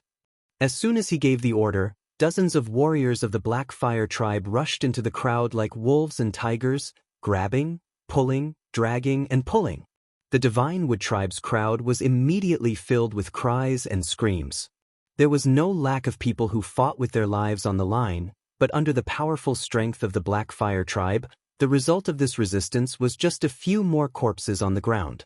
Then, Lu Chen's order was completely carried out. About half of the women and children in the crowd were captured and alone on the other side of the field. These people with the weakest battle strength looked to be shivering with fear on their faces. No one knew what the terrifying black-robed demon was going to do next. But Lu Chen did not let them wait for too long. He quickly made everyone understand his thoughts. These women and children, whether you like it or not, will become a part of the Black Fire Tribe. Lu Chen's cold and calm voice reverberated in the camp. Apart from that, there was no other sound. At this moment, even the air seemed to be filled with a sense of coldness and killing intent. If there are men in the family, let them come and claim them. If no one wants to claim them, then directly distribute them to the Black Fire Warriors today. Let them go back and serve the Black Fire Warriors and give birth to their children. As soon as these words came out, the faces of the Divine Wood Tribe on both sides changed, while the warriors of the Black Fire Tribe were overjoyed. Many of them laughed out loud. In the southern wilderness, due to the harsh living conditions, murder and looting were not uncommon. Women and children who had lost their protection were indeed often robbed. But it could be said that it was the first time in many years that Lu Chen planned to directly divide up such a large group of women after the war. While the Black Fire Tribe warriors were excited, the Divine Wood Tribe naturally looked as if they had lost their parents. Many women and children cried out. However, Lu Chen did not care about this. It seemed that his heart was much colder and harder than these barbarians. Then, Lu Chen directly pointed to the Divine Wood Tribe's patriarch who was lying on the ground. His face was covered in blood. He said, "You are the patriarch. Come and identify them first." The Divine Wood Patriarch's body swayed, and he looked like he was about to start cursing again.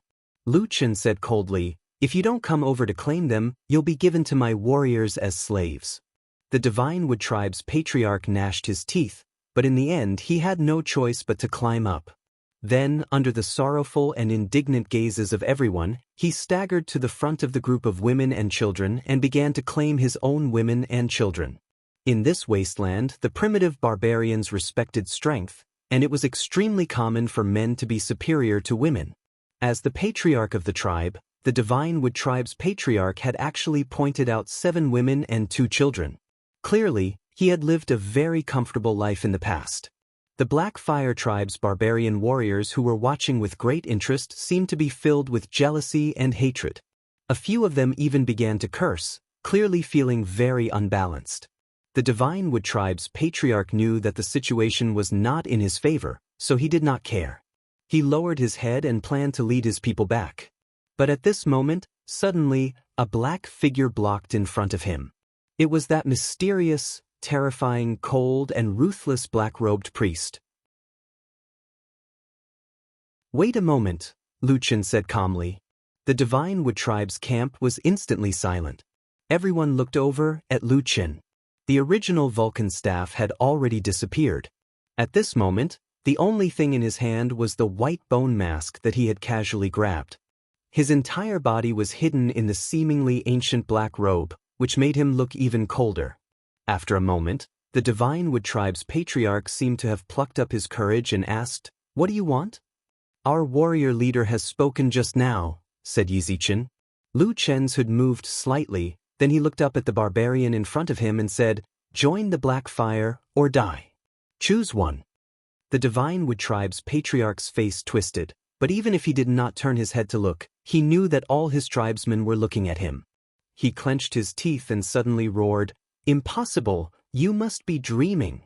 Lu Chen looked at him coldly, his fingers moving slightly, and the white bone mask flipped in his palm, emitting a strange white light. After a moment, Lu Chen suddenly picked up the mask and silently and slowly placed it on his face. At the same time, he said lightly, "Okay." The white bone mask slowly descended on the human man's face.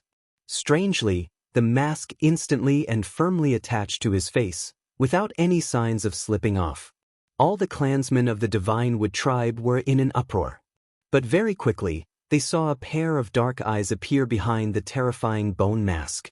Two black flames burned behind the terrifying eye sockets, like the eyes of a demon, and fell on the Divine Wood Tribe's patriarch. "In that case, you can die." The Divine Wood Tribe's patriarch was first shocked, then angry. Just as he was about to resist, his expression suddenly changed. He grabbed his throat with both hands and shouted hoarsely. A ball of black flames suddenly spewed out from his mouth. Then, it grew 10 times larger as it faced the wind and directly engulfed his entire body. In an instant, a shrill and miserable howl resounded through the entire camp. Chapter 3:18. Under the watchful eyes of the crowd, the black flames engulfed the chief of the Divine Wood Tribe. But just like what the black flames had shown in the past, it did not harm the flesh and blood of the human body. Everyone could also see that the chief's body did not suffer any obvious injuries. His flesh and skin were almost completely unharmed in the black flames, as if nothing had happened. However, even though the patriarch of the Divine Wood Tribe was unscathed in the black flames, he seemed to have suffered the most terrifying pain in the world. He howled, roared, and cried, throwing the toughness of blood that all barbarians valued the most to the back of his mind. It was as if the pain he was suffering had completely destroyed his will. In the end, he could not even stand. He fell to the ground, rolling and struggling in pain. In his despair, he even began to beg the terrifying black-robed priest for mercy. However, Lu Chen just stood there, silent and motionless. The black robe covered his figure, and the bone mask covered his face. Everyone could only see his deep, dark eyes and the burning black flames. Just like that, under everyone's shocked and incredulous gazes, the Divine Wood Patriarch slowly died under the condition that his flesh, skin, and clothes weren't burned. His body was extremely twisted, and there were many wounds on his body. But everyone could clearly see that those wounds had been caused by the chief's own clawing. Just what kind of terrifying pain could make a barbarian fall into such a state of despair? When the final howls gradually faded, the air was filled with a frozen coldness. Almost everyone's eyes were filled with fear, including the warriors of the Black Fire tribe standing at the side. No one would question the identity of the black-robed priest anymore. This terrifying, cruel, vicious, suffocating, and mysterious method was the most revered witchcraft in the southern wilderness for thousands of years. When the black flames dissipated, Lu Chen's eyes behind the bone mask once again looked at the twisted corpse on the ground. His pupils seemed to contract slightly, as if he had recalled the painful memories that had haunted him for many years. Next, a cold and calm voice came from behind the bone mask, echoing in the camp. 2 warriors of the Black Fire tribe rushed forward and dragged out a barbarian man from the Divine Wood tribe, throwing him in front of Lu Chen. When the barbarian raised his head, he felt a shadow looming over him. The black-robed priest appeared not too far away from him. It was as if the priest had blocked all the light, making the barbarian feel as if the entire world was dark. A hoarse voice came out of the barbarian's mouth. No one could understand what he was saying, or perhaps he didn't say anything at all. However, before he could take another step forward, Lu Chen suddenly said, "Wait." Then he turned around and looked at the corpse. He pointed at the woman and child that had been claimed by the dead chief of the Divine Wood tribe and said coldly, "Take these people to the side and distribute them to the warriors of the tribe when we get back." The barbarian warriors of the Black Fire tribe immediately burst into laughter, while the people of the Divine Wood tribe were filled with grief and despair. But this did not change anything. Amidst the cries of the women, they were brought to the other side. Then, Lu Chen turned around and looked at the barbarian and said, "It's your turn. Go and identify them." The barbarian's body trembled, as if he could no longer move. Lu Chen said indifferently, "If you recognize them, there's still hope to save them. If you don't, they will definitely be taken away." The barbarian's face was ashen, as if he had lost all his life. But in the end, he still went to the group of women and claimed a woman and a child that was still in swaddling clothes. The child seemed to have been born not long ago. It was a small ball wrapped in a piece of animal skin. It was held in the arms of the woman who was also trembling and crying. For some reason, when Lu Chen saw the crying tears of the barbarian woman and the child, his heart suddenly palpitated. For a moment, he could clearly feel that somewhere in the depths of his heart seemed to soften.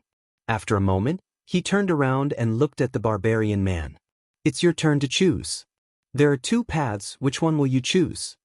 The man's gaze stayed on his wife and child. His face was full of pain and struggle. Anyone could see the hesitation on his face, but he did not really give up. Instead, a trace of determination gradually appeared on his face, as if he was about to make a decision.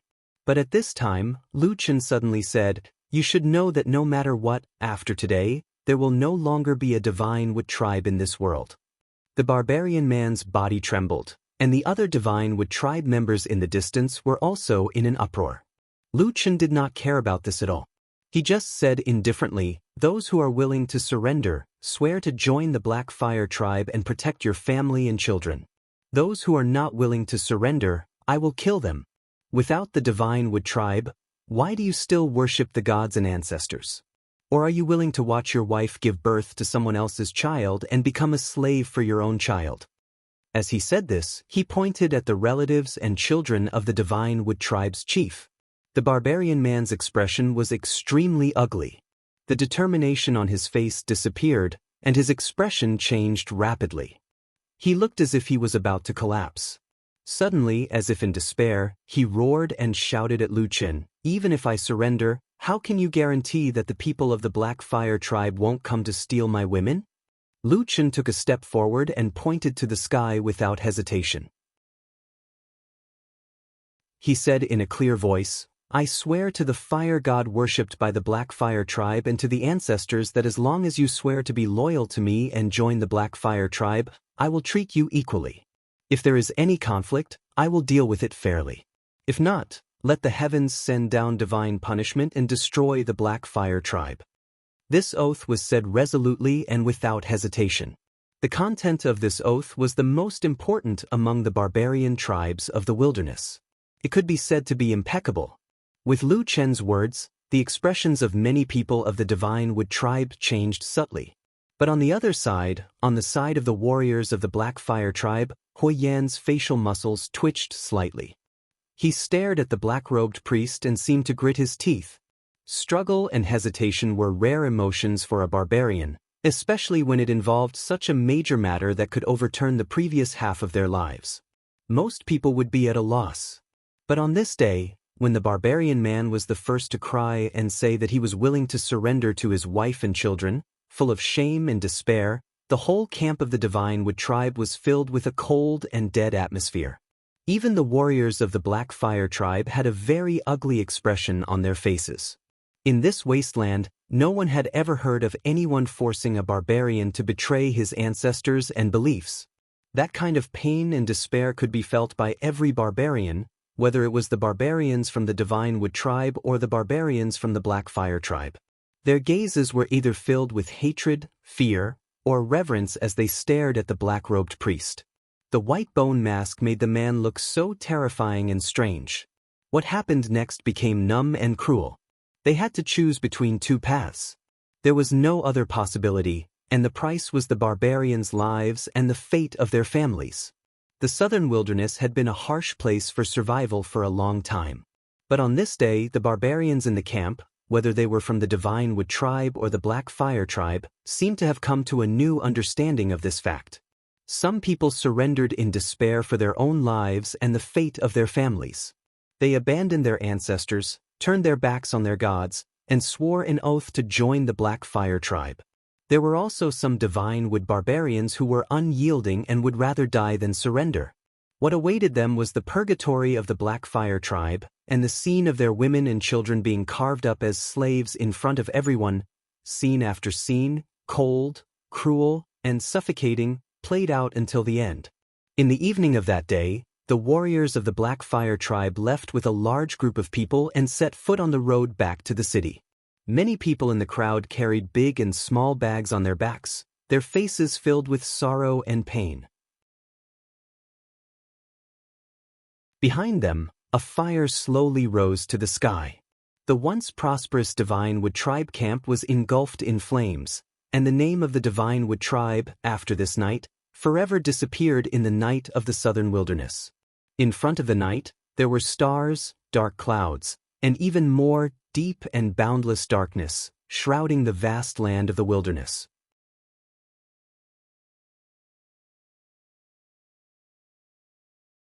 Chapter 319.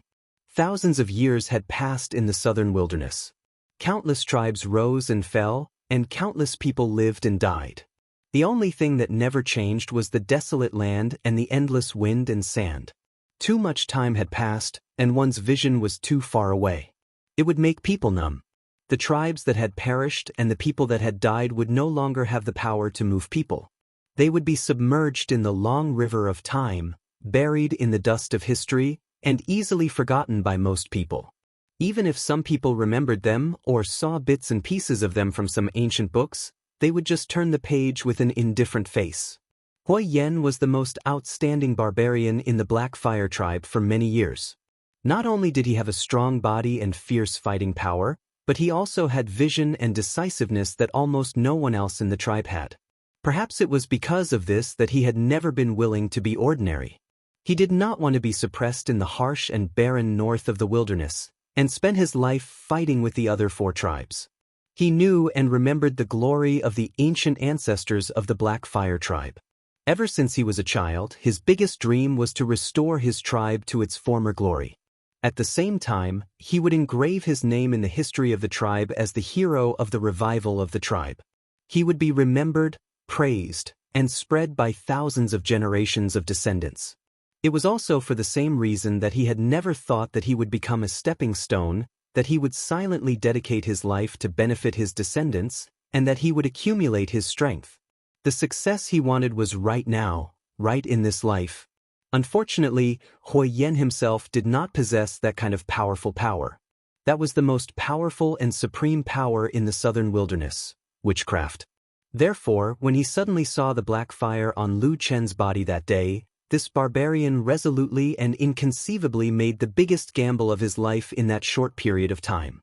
He desperately dragged a human man onto the pirate ship of the Black Fire tribe, and then pinned the hope of the tribe's revival on him. For this, he piously prayed to the god of fire.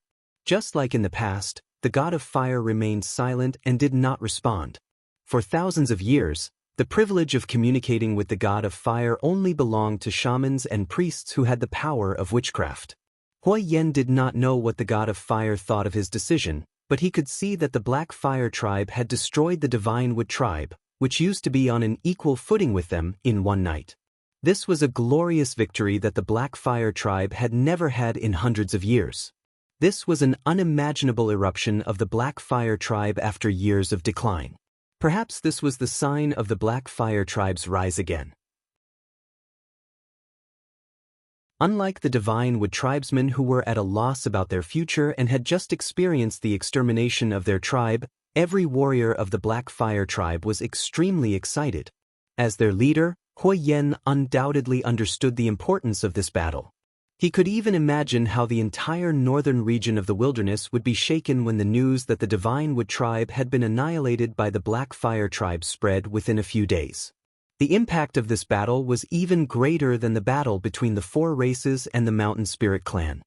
In the darkness of the night, under the illumination of the torches, the troop moved forward. Except for Hui Yen and the huge black wolf Atsu, no one dared to approach the black-robed priest, whether it was the captives who had surrendered in fear or the warriors of the Black Fire tribe. "You've done well." Because there was no one around, it was easier for the two to talk. Hui Yen lowered his voice and said to Lu Chen. The hood on Lu Chen's head moved, and he turned his head to look at Hui Yen. In the light of the fire, his figure seemed like an illusory shadow, and the white bone mask covering his face made him look even more sinister and terrifying. Hui Yen frowned and said, "I don't like you wearing this mask. It's not something of our tribe." Lu Chen was silent for a moment, and then reached out to take off the white bone mask. When his human face, which was out of place among the people around him, reappeared in front of Hui Yen, for some reason, Hui Yen seemed to be relieved. "That's good," he said. "Are you satisfied with the result of this battle?" Lu Chen asked him. Hui Yen smiled and nodded, saying, "I can't think of a better result." As he said this, his expression became serious, and he looked at the people behind him, saying in a low voice, "It's only these people that I'm still a little worried about." Lu Chen said lightly, "I've already told you the reason why I'm doing this. This is something that can't be helped. Your tribe has been in decline for too long, and your strength is too weak. If you want to compete with the large tribes in the south, you can only take an unconventional approach if you want to see results in a short period of time." Hui Yen was silent, but there was still a trace of worry on his face. He said, "Are you really confident?" Lu Chen looked at the darkness in front of him, and after a while he said, "We'll subdue as many as we can. As for those that we can't subdue, or those that refuse to sincerely submit, I'll let you handle them." Hui Yen nodded, his face cold, and with a trace of murderous intent, he didn't say anything else. As a barbarian and the leader of the tribe, he was used to seeing blood, killing, and death. He naturally wouldn't be soft-hearted. "That's right, how did you summon that shadow demon?"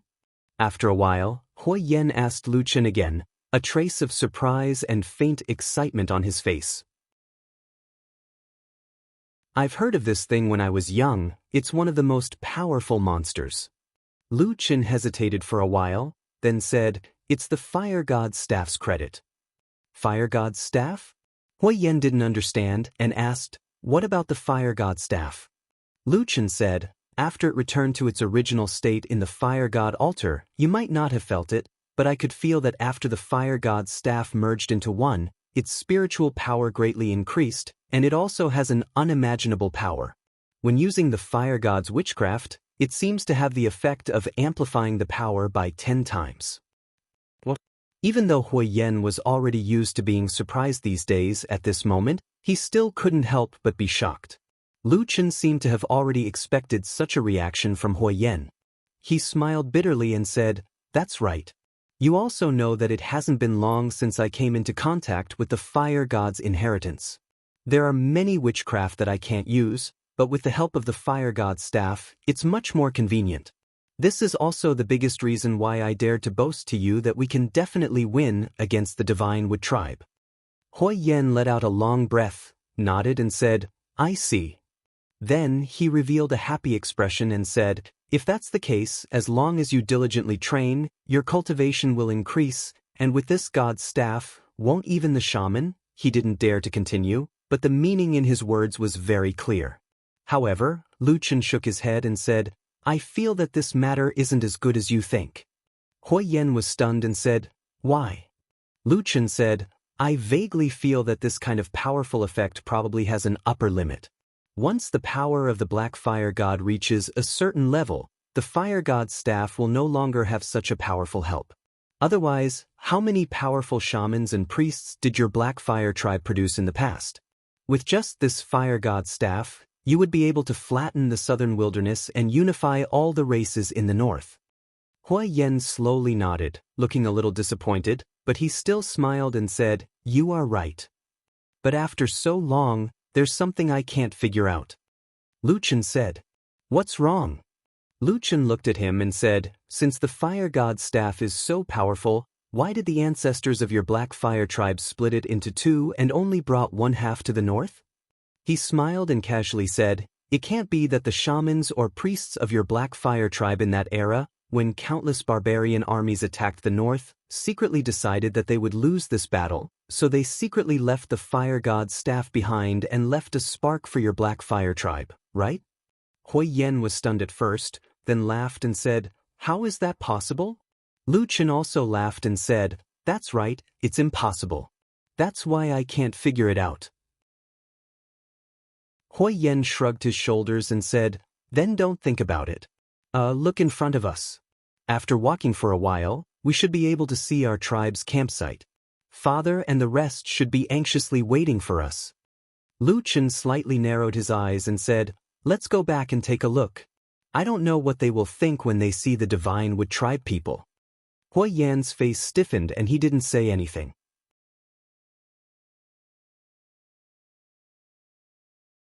Chapter 320. When Hui Yan returned to the Black Fire tribe's camp with this unprecedented victory, the anxious tribesmen who had been waiting for a long time immediately cheered. The entire Black Fire tribe seemed to be boiling with excitement. After returning to the camp from the secret cave in the oasis, they were most worried about their loved ones who had left for the war. Even if the barbarians were savage, fierce, and wild, they still had kinship and humanity. For example, among the Divine Wood tribe's people who had surrendered, there were many barbarian warriors who would rather die than surrender. However, under the premise of the tribe's destruction, and when Lu Chen coldly threatened them with the fate of their families, they finally surrendered. Of course, it was also possible that some of them already had the desire to live in their hearts, but they had no excuse in front of the gods and ancestors. Lu Chen just happened to present this almost perfect excuse in front of them, allowing them to live with some humiliation but peace of mind. As for the truth of the matter, no one knew what everyone was thinking. Only they themselves would know. The news of the Black Fire tribe's warriors annihilating the Divine Wood tribe in one fell swoop spread throughout the Black Fire tribe's camp. Great joy immediately enveloped the entire tribe. However, when people saw the Divine Wood tribe's captives following behind the Black Fire tribe's warriors, they were all taken aback. When they heard that under the leadership of the black-robed priest, these Divine Wood tribe barbarians were about to become a part of the Black Fire tribe, the entire camp suddenly burst into an uproar. The Divine Wood tribe, which had been exterminated, was naturally uncomfortable with swallowing so many people from other tribes at once. However, for the Black Fire tribe, which was the victor, it was an unprecedented event. For many years, the barbarians of the southern wilderness had already become familiar with and accustomed to the original rules. In their minds, worshipping the gods and revering their ancestors was a matter of course. No one would ever think of betraying these rules and joining another tribe. Of course, those who had such thoughts now seemed to have not encountered the desperate situation that the Divine Wood tribe had encountered. But no matter what, most of the Black Fire tribe's barbarians couldn't accept this. However, no one in the camp dared to rebuke them. The reason was very simple. Apart from the mysterious and terrifying black-robed priest, the leader of this operation was the extremely prestigious warrior chief, Hui Yan. Moreover, many of the Black Fire barbarians quickly discovered that the strongest and most elite warriors who had followed Hui Yan on this expedition, the barbarians who could be said to be the foundation of the Black Fire tribe's military strength, did not seem to have any objections. Not only that, when that strange atmosphere spread, almost all the Black Fire warriors stood behind Hui Yan and the black-robed priest, intentionally or unintentionally. That's right, apart from Hui Yan, there was also the black-robed priest. Every single Black Fire warrior looked at that black figure with awe that they had never felt before. However, rules that had been ingrained in the hearts of the people for thousands of years could not be easily overturned.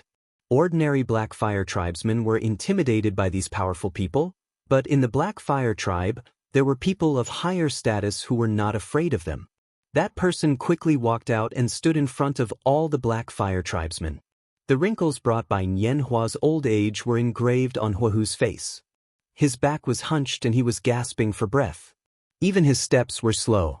Perhaps only his eyes still maintained the firm belief of a barbarian tribe leader. His grandson, Huahu, supported him by his side. Then he looked at the captives who had been brought to his tribe's camp with a complicated and slightly angry expression.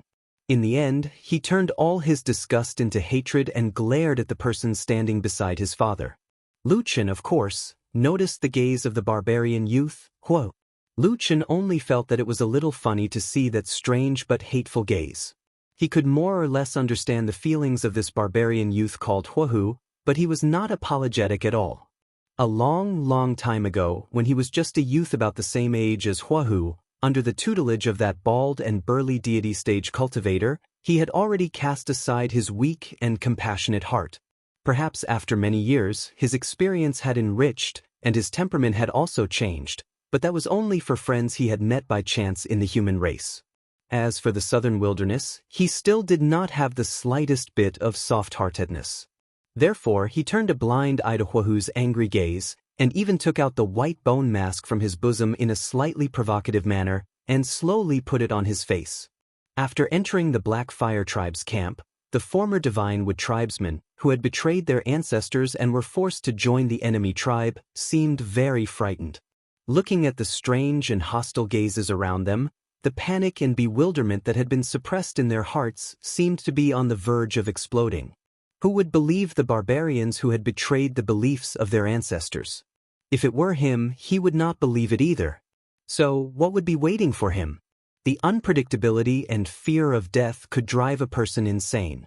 Therefore, the women tightly hugged their crying children with tears in their eyes, while the men clenched their fists and gritted their teeth. The clamorous noise drifted out from the crowd, increasing the vigilance and hostility of the surrounding Black Fire tribe clansmen. The atmosphere in the camp gradually became tense. It was also at this time that Lu Chen put on the white bone mask. Under the sunlight, Lu Chen looked like the shadow of a demon at this moment, contrasting with the gloomy white bone mask, making him look even more terrifying. But for some reason, when the white bone mask appeared on his face, perhaps because they suddenly saw a token passed down by their ancient ancestors, or perhaps because they remembered the promise made by the black-robed priest, the restless Divine Wood tribesmen slowly calmed down. So in the end, everyone's eyes once again fell on the center of the camp. There, Huang supported his grandfather Huahu, and opposite them stood Huyen and Lu Chen side by side. The three generations of the Black Fire tribe were the symbols and leaders of the Black Fire tribe. With the addition of a black shadow beside them, at this moment, there seemed to be a faint confrontation. The barbarians of the Black Fire tribe looked at this scene with complicated expressions, and Hui Yan's expression did not look good either. After a moment, he stepped forward and bowed to his father, saying, "Father, I've returned." Huahu nodded his head and looked at him with a complicated expression, then swept his gaze over Lu Chen, who was standing beside him. After a moment of silence, he asked, "What's going on?" Hui Yan had no intention of hiding anything. He raised his head, and in front of everyone, he clearly explained the ins and outs of the matter. Finally, he looked at Huahu with bright eyes and said, "Father, from today onwards, these people are the people of our Black Fire tribe." The surrounding Black Fire tribe members were deathly silent. No one spoke, and no one even dared to breathe loudly. Even Huang, who was standing beside Huahu, had a change in expression. He looked at his father, who was once the most imposing and upright person in his heart, with his mouth half open, as if he did not know what to say. After a while, Huahu suddenly sneered and said, "Nonsense." After these two words were said, it immediately caused a commotion in the surrounding crowd. This was the judgment of the current chief of the Black Fire tribe, and he directly denied what Hui Yan had just said. His attitude and expression were exceptionally clear, leaving no room for refutation. "This is nonsense, this is nonsense." Huahu raised his voice and shouted, "If you are not a descendant of our Black Fire tribe, then you have no right to become a barbarian of the Black Fire tribe. What right do you have to act so recklessly and take in so many people of different races at once? Are you not afraid of the wrath of the fire god and the punishment of the ancestors?" Following his harsh words, the other people of the Black Fire tribe seemed to be wavering, and their expressions became somewhat hesitant. The Divine Wood tribe members were once again frightened and panicked, and the scene immediately became somewhat chaotic. Whispers could be heard, as if something was about to happen. But at this moment, a voice suddenly came from the side, suppressing all the noise. Right? Who has the right to judge whether the fire god is angry or not? And who has the right to listen to the thoughts of the Black Fire Tribe's ancestors? Is it you? In an instant, all the voices in the Black Fire Tribe disappeared, and countless gazes fell on the source of the voice. They saw the black-robed priest wearing a white bone mask take a step forward, staring at the old chief, and lightly say, "If I remember correctly, the only ones who have the right to judge these matters should be the chief priests of our tribe."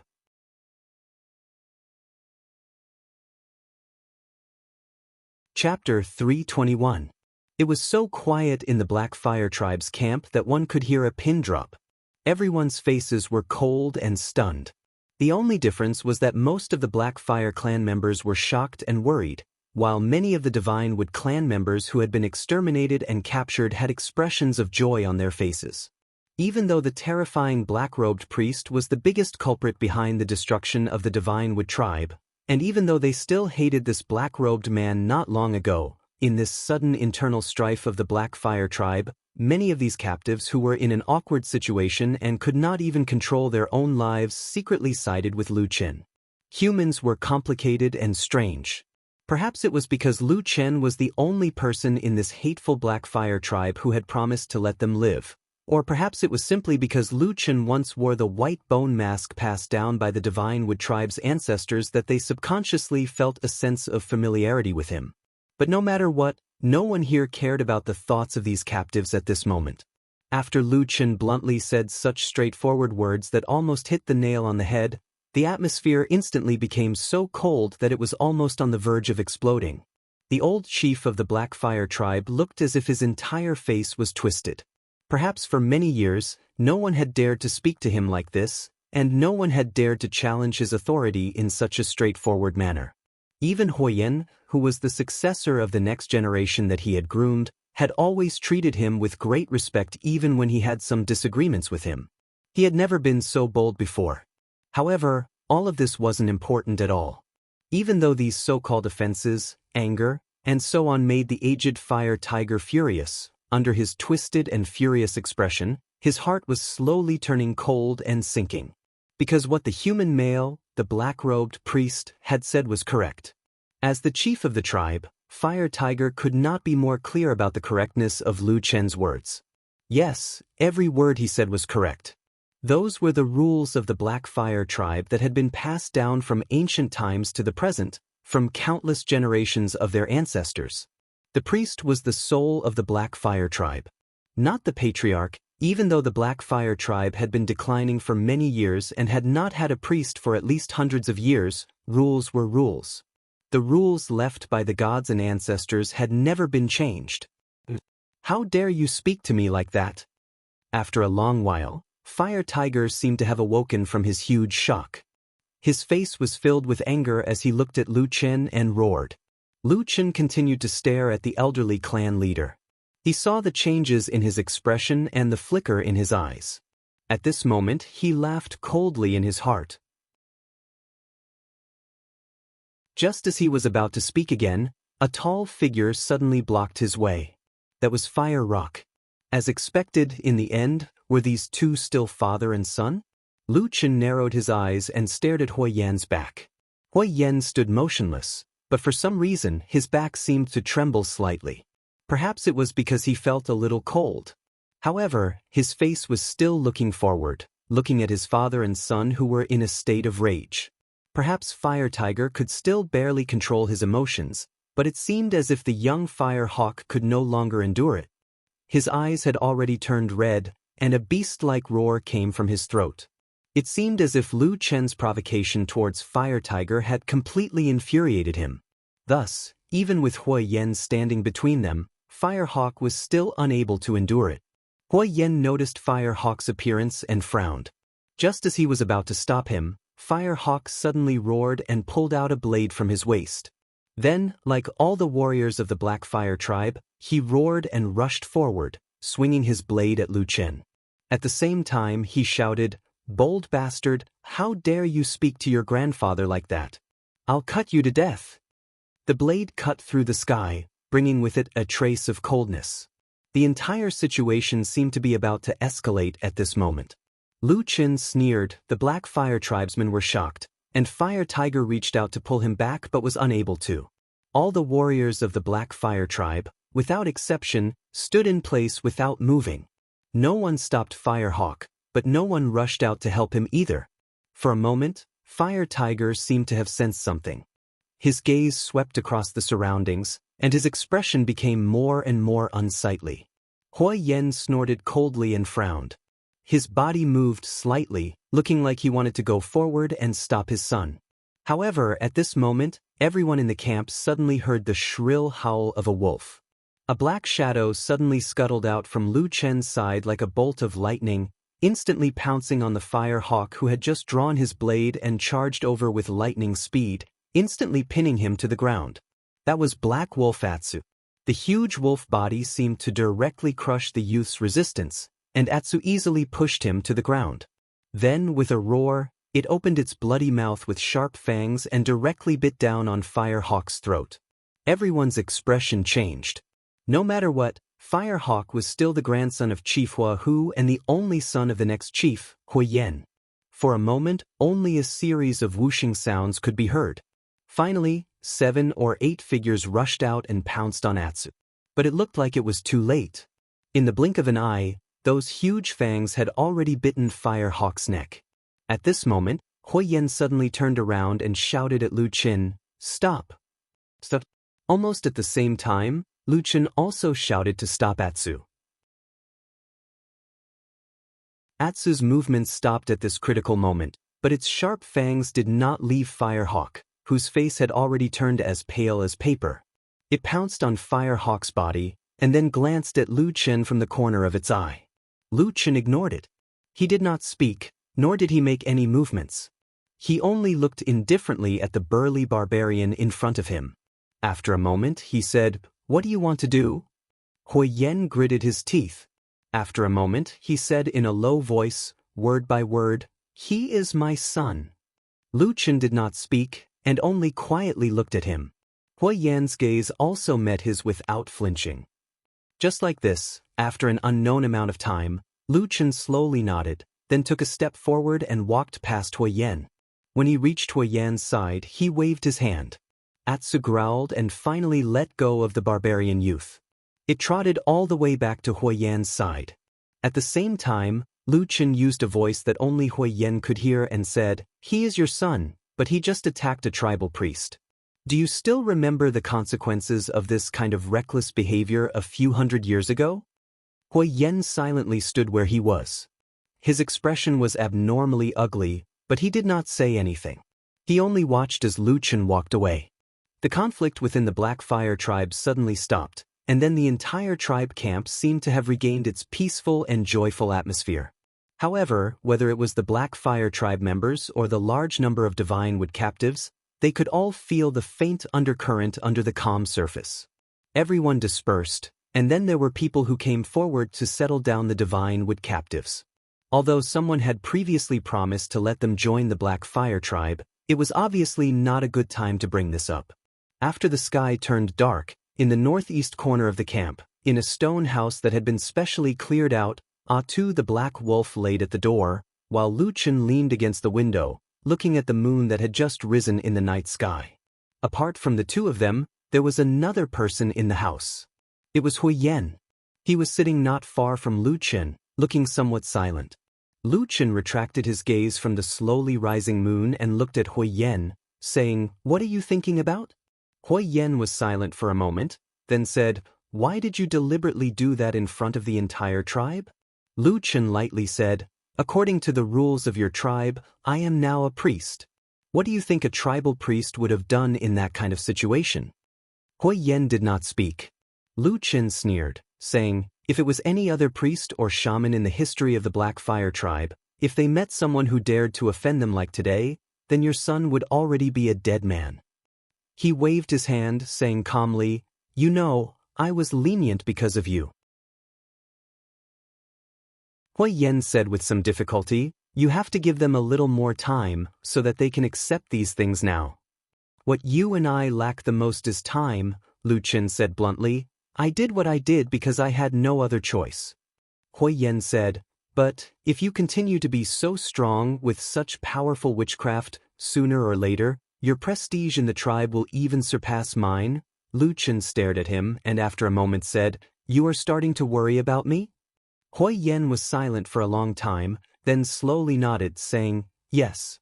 I never thought that in the cultivation of the black fire spiritual power, you would advance so much in such a short time. He looked up at Lu Qin, saying, with your intelligence and the black fire witchcraft, I think it won't be long before the black fire tribe is completely under your control. Am I right? He looked at Lu Qin, saying word by word.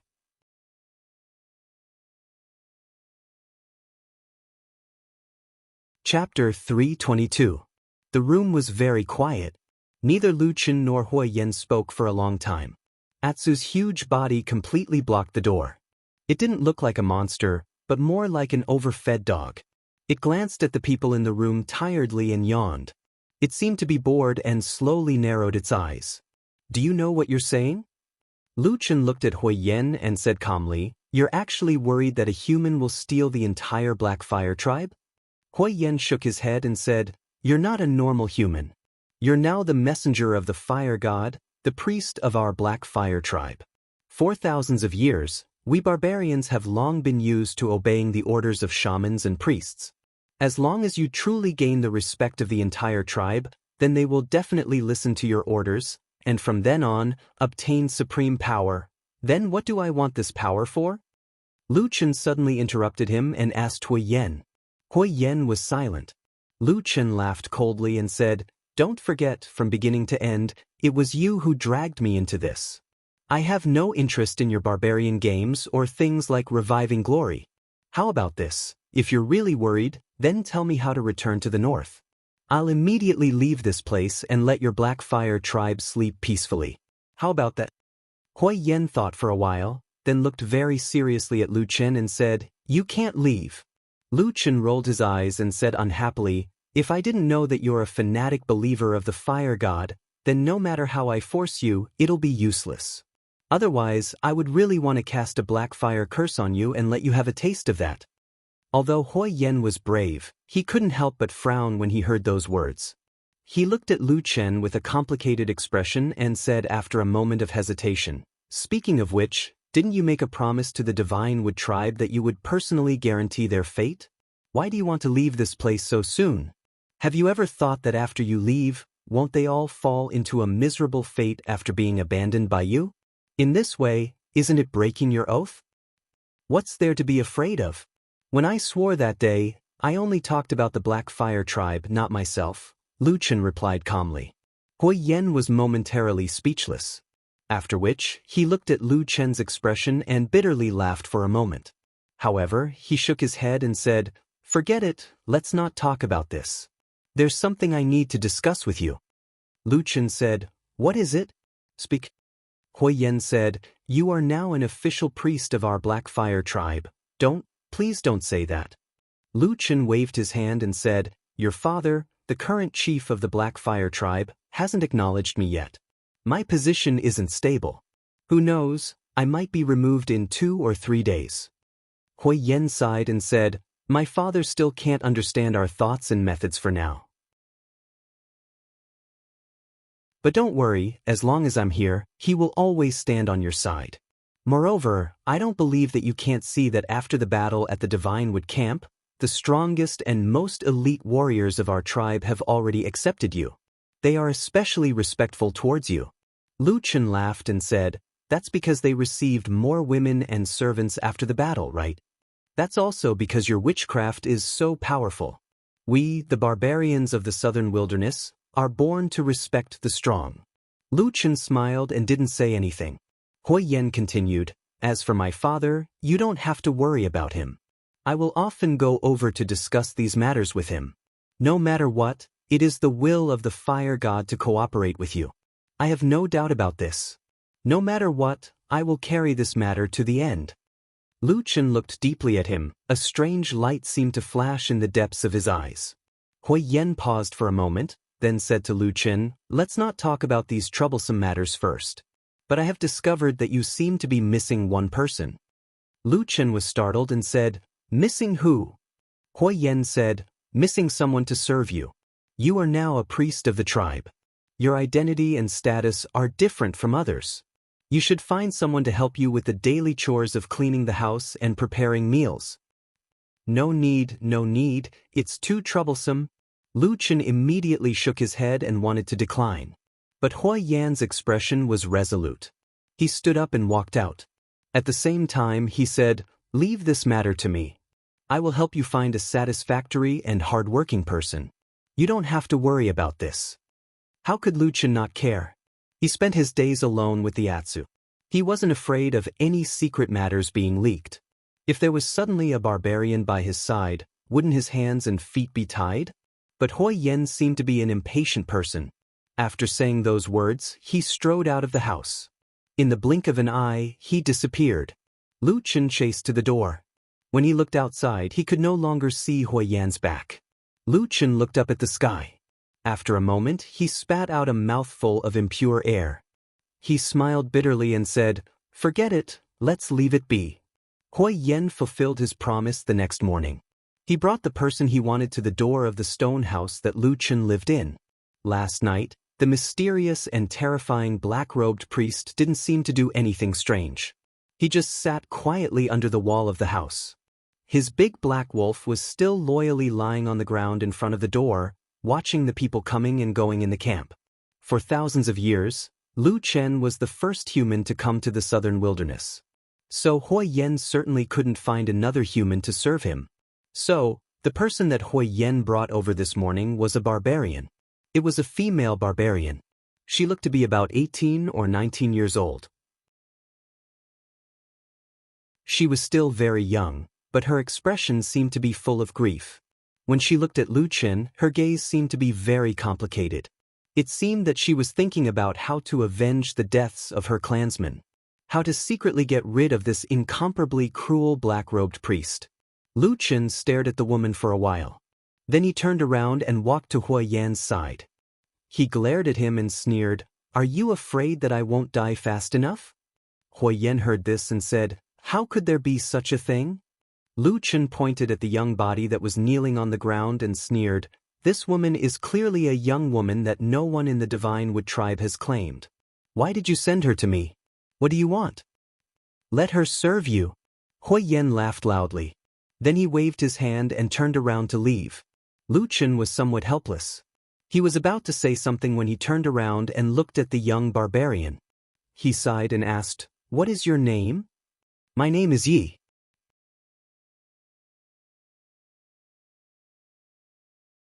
Chapter 323. Yezi was a barbarian girl. Because she was young, her skin looked better than most of the barbarians in the wilderness. However, there were still obvious characteristics of the barbarians on her body. For example, there were sharp fangs protruding from the corners of her mouth, tattoos on her body, and she was actually quite tall. When Lu Chen called her up, he found that this barbarian girl was almost as tall as him. In fact, from the aesthetic point of view of the human race, most people would not be able to accept barbarian women. However, it was probably because of her young age. In general, this woman named Yezi seemed to be more pleasing to the eye than the ferocious barbarians outside. Compared to those barbarians who like to have their faces covered with twisted patterns and talisman tattoos, Yezi's exposed skin only had 2 tattoos on her upper left arm and right thigh. This was also the reason why she looked more delicate. However, having been in the Black Fire tribe for so long, Lu Chen roughly knew some of the barbarians' customs. It was not that Yezi did not want to have those colorful tattoos on her face, but because those tattoos on the face often meant boasting, meritorious deeds, achievements, or other qualifications. It was not something that could be casually tattooed on. It was probably because this barbarian girl was too young and not qualified enough. While Lu Chen was sizing up the barbarian girl, Yezi was also secretly looking at him. The women of the tribe were still more gentle than the aggressive male warriors. In her eyes, there was a bit of awe and curiosity, but it seemed to be mixed with a bit of resentment. Lu Chen quickly noticed this. He did not have any intention of guessing, but directly asked Yezi about her origin and identity. Yezi lowered her head and said, just as Lu Chen had guessed, Yezi was a member of the Divine Wood tribe who had surrendered after their tribe was exterminated. Would he let a woman who had a grudge against him, and who might even have relatives who died in the war started by Lu Chen by his side? Hua Yan's burly and brave figure flashed in front of Lu Chen's eyes. He thought to himself, what is this guy, whose mind is far more detailed and profound than the other barbarians, thinking? Did he have some ulterior motive, or was it simply because it was convenient? Currently, the atmosphere within the Black Fire tribe was rather delicate. Patriarch Huahu was clearly dissatisfied with Huayan and Lu Chen's actions. Despite Huahu's advanced age, many of the tribe's warriors stood on the side of Huayan and Lu Chen. However, he had been the chief of the tribe for many years after all. He was a person of virtue and prestige, and no one could ignore him. Not to mention that Huahu was Huayan's father after all. They were related by blood, so ordinary people could not do anything to him. Even in the barbarian tribes, which were known for their ferocity and savagery, it was not popular for the sons to go against their elders, or for the sons to fall out with their fathers and even fight with them. Under such circumstances, it might not be convenient for Huayan to directly call for a tribesman from the Black Fire tribe to serve Lu Chen. Instead, he would not need to be courteous with the Divine Tree captives, and would be able to account to the Black Fire tribe. As for what Lu Chen had said before about giving these people equal treatment, let's just wait and see. Probably not many people would take it seriously. Lu Chen pondered in silence, while Yi just stood there. She did not dare to move until she received the orders of this mysterious and terrifying priest. Just like that, after an unknown period of time, Lu Chen suddenly withdrew his gaze and looked at her again. Come here, he said calmly, but his tone seemed to have an unquestionable aura. Yi lowered her head and responded, slowly walking in front of him. Like most of the barbarians, Ye's clothes were mainly animal skins, supplemented by small stones of various shapes and colors, animal teeth, and small bones as ornaments. The harsh sandstorm on the wilderness did not seem to have damaged the beauty and youth of this barbarian girl. The exposed skin on her arms and thighs was still fair. But not far in front of her, the man stood in front of her like a mass of darkness. One black and one white, the shadow and the light, juxtaposed in such a somewhat dazzling way in the stone house. But at least at this moment, Ye's whiteness looked particularly small and fragile. In front of the threatening dark aura, or because of the awe she had for the shaman and the priests since she was a child, even if she still held a trace of resentment in her heart, Yi could not help but kneel down. She was just an ordinary barbarian girl. She did not have the powerful force of the barbarian warriors. She was weak and ordinary. Not to mention that even the barbarian warriors, who were known for their ferocity and toughness, were in awe of this shadow-like man. After a moment, Yi suddenly felt a chill on the top of her head. It was a hand that was gently placed on the top of her head. Why was the palm so cold, almost not like the flesh and blood of a human? At that moment, Yi even trembled for no reason. She closed her eyes and was very afraid. She even felt that it was not a hand that was pressing on her head, but a piece of gloomy white bone. Do you hate me in your heart? That calm, seemingly emotionless voice sounded in Ye's ears. Yi was stunned for a moment, and then immediately shook her head desperately. She was afraid that if she moved a little slower, this terrible and evil priest might make her suffer the most terrible punishment in the legends. Lu Chen looked at the terrified barbarian girl and wanted to say something, but after a moment he secretly sighed in his heart. He thought to himself, what's going on? Didn't he say that he was indifferent to these barbarians and had no interest in them? Why did he suddenly feel that his heart had softened? He withdrew his hand, turned around, and walked back to his original place and sat down. After a moment, she heard him say, this time, you probably know the people of the Divine Wood clan who came with you, right? Yi breathed a sigh of relief after his hand left her head, but after hearing this, she became a little nervous. At the same time, she had a faint feeling that the fate of her clan was about to be decided.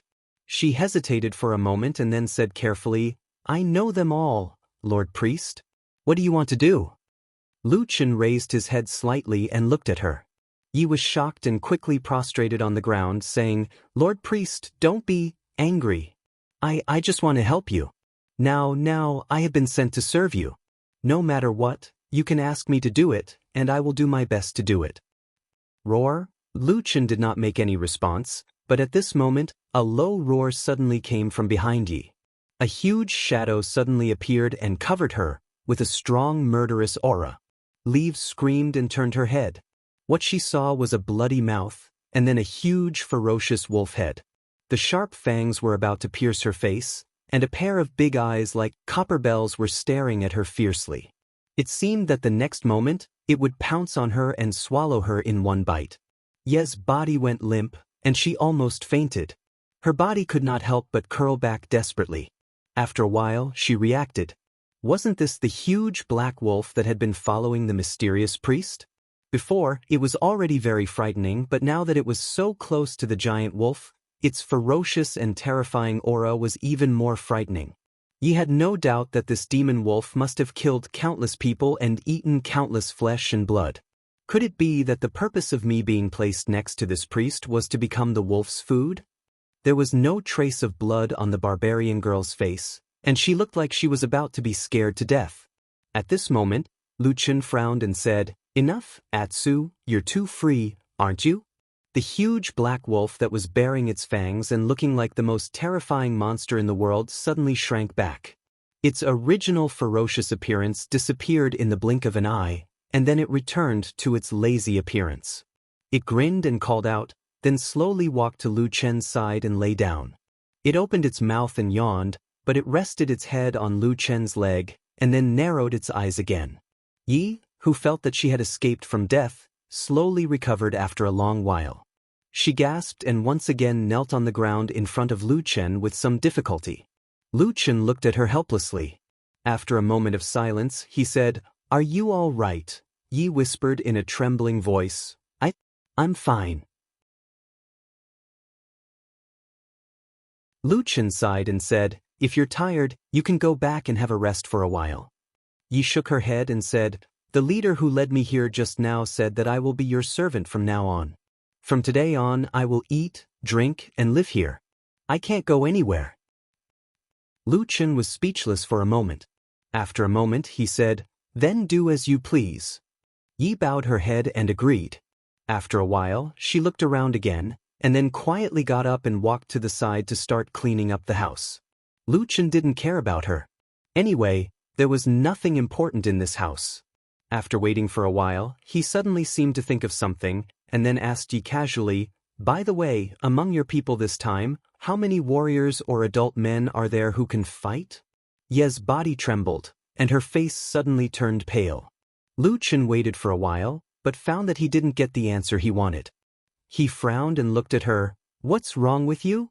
Yi suddenly ran over, knelt in front of Lu Chen, and then kowtowed desperately. Her eyes were full of tears, and she cried, Your Excellency, I beg you to let my people go. As long as you don't let them die, I'm willing to do whatever you want you to do." With that, she seemed to have made a difficult decision. She suddenly put her hand on her animal skin clothes, and was about to tear them off.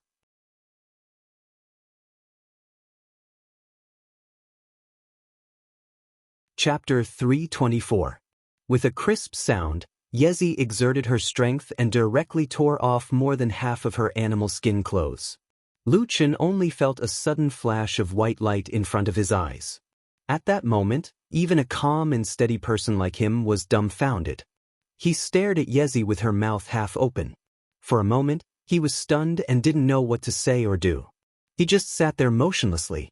Atsu, who was originally a little lazy beside Lu Chen, seemed to be shocked. With a quiver, he turned over and jumped up. He looked up at Yezi, who had suddenly revealed half of her body. He stared at her with a pair of dog eyes and didn't make a sound for a long time. The atmosphere in the stone house instantly fell into silence. Yezi closed her eyes tightly, her cheeks flushed. Her heart was shy and indignant, and there was also a kind of desperation, as if she was sacrificing herself for justice.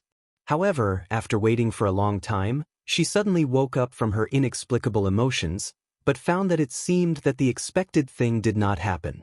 Almost all of the barbarian tribes in the wilderness were dominated by men and women, especially the barbarian women who had been defeated, captured, and turned into female slaves. They had no dignity to speak of. They were often reduced to the playthings of their new masters, or become tools to give birth to future generations. In fact, as long as the barbarian women who fell into such a situation did not want to die, they often hoped to have children. As long as they had offspring, then for the sake of the children, their situation would be improved, or at least they could get a relatively formal identity. In Yezi's original expectation, she was ready to give up her dignity and sacrifice her body.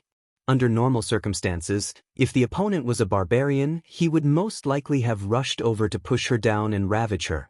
But the strange thing was that this situation did not happen now. She stood there, feeling that her surroundings seemed to be empty. No one was approaching and there was no sound. There was only a trace of wind passing over her white skin, bringing a slight chill. Yezi opened her eyes and found that the black-robed priest in front of her had turned around. Instead, his huge black wolf pet was still staring at her. Its pair of fierce eyes were full of surprise and doubt. "Sir, you didn't know what was wrong with this mysterious and terrifying black-robed priest. Why didn't he act like a normal barbarian man? Could it be that he was a great and terrifying priest who possessed the power of the legendary Blackfire witchcraft, so he was different from the other barbarians? But as a man, his physiological structure should be the same and normal as the barbarians." Ye's imagination began to run wild. At the same time, he was a little shocked and afraid. He was worried that if his actions did not tempt the priest, and instead angered him, wouldn't it bring a great disaster to his clansmen? Thinking of this, Yi felt her legs turn to jelly. It had to be admitted that Yi was not a very knowledgeable and capable barbarian. In fact, she was just an ordinary barbarian girl in the Divine Wood tribe. At most, her beauty and skin were passable, but she had grown up in the tribe and only knew some basic rules of the barbarian world. Given time, if nothing had changed, she would have found the strongest and bravest warrior in the tribe and married him. Then she would serve him wholeheartedly and bear his children. When her husband went to war, she would worry and pray for him. When he returned safely, she would be filled with joy. She would work hard day and night, living an ordinary life. Until one night this year, when the terrifying shadow of the black-robed priest covered the sky and the sun.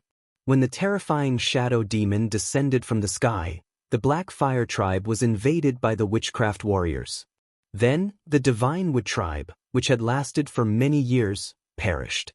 She and many other clansmen became the black-robed priest's captives. She should have hated him. In fact, deep down in her heart, she still loathed and hated this person. However, fear was a stronger emotion in her heart. That night, it overwhelmed everything else. She didn't even dare to have any thoughts of hatred in front of this man. According to the legends, the shamans and priests were omnipotent, and some could even read people's minds. How is he going to deal with me? It's fine if I die, but don't drag others down with me. Just when Yezi's mind was in a mess and all kinds of distracting thoughts came one after another, Luchan coughed softly and said, "You, put on your clothes first." Yezi was stunned for a moment. She was a little embarrassed at first, but then she felt a burst of joy in her heart. From the tone of the priest, it seemed that he wasn't angry. However, it was said that these big shots were temperamental. No one could be sure what they would do in the next moment. Yezi hurriedly agreed, and then hurriedly put on the animal skin clothes that she had just torn off. The only thing that was a little awkward was that the animal skin clothes were originally sewn. Just now, she had the determination to tear it apart regardless of everything. Even if she died here today, it didn't matter at all, so when she tore it, she didn't even think about what to do if she had to wear it again later. She saw that the animal skin clothes had been directly torn in half. No matter how Yezi tried to cover it, it was not secure. Either the front part fell off, or the back part was exposed. In the end, Yezi had no choice but to take off the two pieces of animal skin from the front and back with a red face. She directly tied them together with a knot, and then tied them above her chest, regardless of the part above her waist. Only then did she barely cover her body, and it was not too ugly. However, in this way her petite figure was even more alluring. Lu Chen, who turned around and saw this scene, rolled his eyes in his heart. He thought that it was fortunate that this barbarian girl had a barbarian face and two small fangs that were similar to that of a beast. Otherwise, the temptation was really not small. But in any case, even if Lu Chen was not a gentleman for so many years, and had done many shady things, he still had no interest in a barbarian woman. So, after glancing at Yezi's exquisite body, he turned his eyes away, frowned and said to Yezi, "I just want to ask, how many warriors are left in your tribe now? Why do you look like the sky is falling down?" Yezi's eyes were red, and there were faint tears in them. She knelt on the ground again and said, "I beg you, Your Excellency, please let my people go." Lu Chen sighed, walked to her and sat down, saying, "What are you thinking in your heart?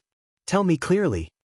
Yezi hesitated for a moment, but still lowered her head and said, "It turned out that in the southern wilderness, because the barbarians were fierce and warlike, there were often tribal wars in the past. Since there was war, there was naturally blood, death, and captives. The barbarians were not polite to the captives. With their fierce nature, one could easily imagine the fate of those captives. The women could be divided up like property. If the men were not tortured to death, they would be forced to do some extremely dangerous work. Or they would be forced to charge at the front lines in the next battle. They would be used as cannon fodder to exhaust the enemy's strength. Yezi naturally knew these things. In fact, she did not have much hope, but on the night of the extinction of the tribe, Lu Chen gave them hope, saying that they should be treated equally and become a part of the Black Fire tribe. This was naturally very different from the treatment of captives in most barbarians' minds. But it was this little bit of hope, coupled with the oppression of the tragic fate of their families, that led to so many people being forced to surrender. Yezi had just heard Lu Chen's words, not including women and children, but only the number of adult men. This immediately triggered the most terrifying thought in her heart, and she immediately lost control. After listening to the barbarian girl lying on the ground in front of him, intermittently sobbing from time to time, Lu Chen did not know whether to laugh or cry. He shook his head and said with a wry smile, "You've misunderstood. I didn't mean that." Yezi's body stiffened, and she immediately raised her head to look at the black-robed priest. Her eyes were filled with surprise, and it seemed that even the hidden hatred seemed to have faded a lot. Lu Chen waved his hand and said, "I have no intention of going back on what I said to you. As long as I am here, I will naturally do it. You can also say these words to your people when you go back." Yezi nodded repeatedly and said, I will. Thank you, Your Excellency, thank you." Lu Chen snorted and said, "Now you should be relieved. Now can you tell me how many men there are in your Divine Wood tribe?" Yezi did not answer directly. She looked a little hesitant. Lu Chen said with some amusement, "Do you have a brain or not? I'm just asking you in passing. Do you think I won't know if you don't tell me? Believe it or not, I can go out and find a few leaders of the Black Fire tribe and ask them directly." Yezi thought that it was true, and immediately became a little discouraged. She could only say with some embarrassment, "About 40 people." Lu Chen was a little surprised, but then he understood. Of course, not all of them were the warriors of the Divine Wood tribe in the past. There should be a lot of them just to make up the numbers. He pondered for a moment and waved his hand, saying, "Go and call those men over." Yezi was a little worried again, but after seeing Lu Chen's expression, she did not dare to say anything more. She could only agree and go out.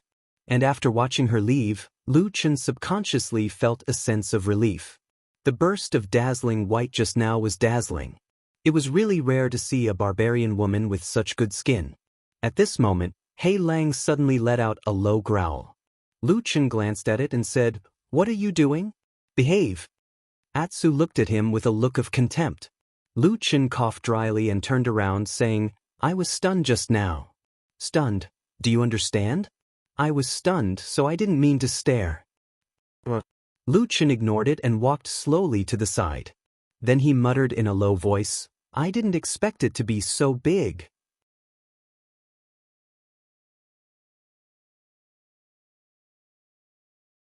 Chapter 325. When Yezi came out of the mysterious black-robed priest's house, she was seen by many people in the Black Fire Tribe's camp. Then, almost everyone saw her disheveled appearance. It couldn't be helped. When she went in, she was wearing a complete set of clothes from her neck to her waist, but when she came out, she could only barely cover her chest. Even if one were to say that nothing had happened, one would have to believe it. However, perhaps because of Lu Chen's recent reputation and the fact that the barbarians generally revered the priest, no one really stepped forward or loudly discussed anything. Everyone just watched the barbarian girl walk away with complicated emotions, and then began to whisper to each other. Of course, Yezi could feel the strange gazes of the people around her. She blushed again and felt a little annoyed. But when she looked down at her torn clothes that could only be tied together, she could only walk away silently. These clothes were torn by him. If he had to blame someone, he really didn't know who to blame.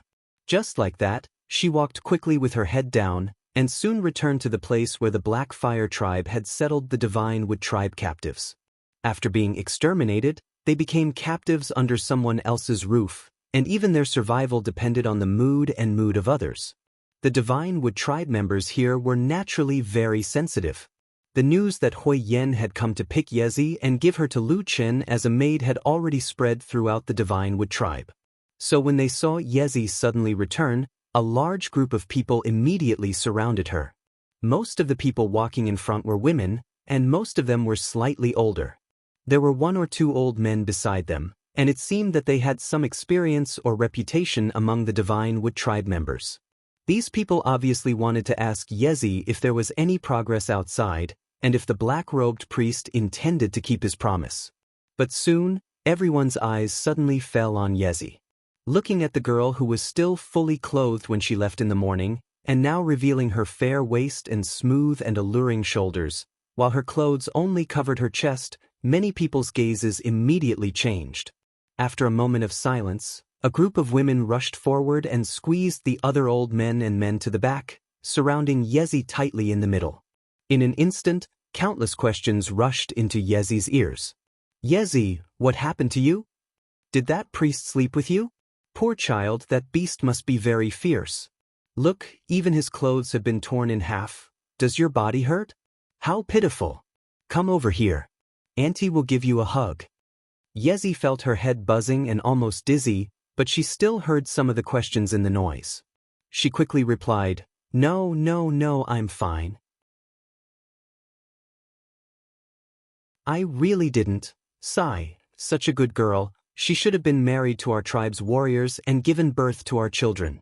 Who would have thought that she would be defiled by the Black Fire Tribe's bastards? Before Yezi could finish her words, she was interrupted by a wave of comforting voices filled with sadness, pity, and heartache. The barbarian aunties around her kept comforting her, pushing her around and holding her in their arms, telling her not to be sad, not to be sad. This was inevitable for a woman in her life, and it didn't matter if she was bitten by a dog when she went out for a walk.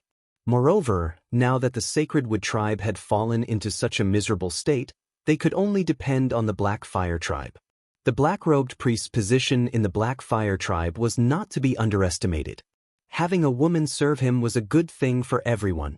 At first, Yezi wanted to continue to argue, but after being interrupted several times and hearing the words of the people around her, she suddenly lowered her head, and her eyes were a little red. It was still noisy around her.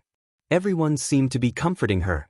Later, a few respectable elderly people squeezed in and solemnly told Yezi that they hoped she would be more open-minded and not be sad. They hoped that she would serve the black-robed priest carefully and endure any grievances. If she was sad, she could come back and tell everyone. Then it would be fine. At least in this way, everyone would be able to live a better life. Later, Yezi cried and shed tears. Surrounded by her clansmen and surrounded by seemingly warm hugs, her tears inexplicably flowed like pearls with a broken string. She couldn't stop even if she wanted to. Yezi went back to change her clothes, and then returned to the stone house where Lu Chen was. But at this moment, she was accompanied by a group of men from the Sacred Wood Tribe. The barbarians of the Black Fire Tribe who noticed the commotion here were quickly attracted over. After all, there were suddenly so many foreigners in the tribe's camp. Although the higher-ups had said that they would merge into one after the annexation, it didn't mean that the Black Fire tribe would accept these people of different surnames from the Sacred Wood tribe. Moreover, there didn't seem to be such an example in the southern wilderness since ancient times. Among the crowd of onlookers from the Black Fire tribe, there were many strong adult men. They were the Black Fire barbarian warriors. Although they looked at Lu Chen's stone house with awe, when they looked at the Sacred Wood tribe captives, their gazes were not very friendly. There was even some hostility and vigilance. After all, they had been fighting to the death not long ago. But what happened next was beyond most people's expectations. After Lu Chen walked out of the stone house, he didn't avoid the onlookers and directly looked at the captives. He pointed at them and eliminated about half of the old and weak, leaving about 20 of the strongest men. After that, Lu Chen returned to the stone house with the huge black wolf and Yezi. The people who were eliminated went back first, leaving the remaining 20 people standing outside the house at a loss. After a while, footsteps sounded in the stone house again, but this time it was Yezi who walked out alone. Her expression looked a little complicated, but she was generally calm. Under the gaze of the crowd, she walked towards the 20 people and pointed at one of them, asking him to follow her into the stone house. At this time, not only were the remaining people bewildered, even the onlookers from the Black Fire tribe did not understand what the black-robed priest was going to do. They all whispered to each other. But just as they were whispering to each other, an inexplicable aura suddenly emanated from the dim stone house.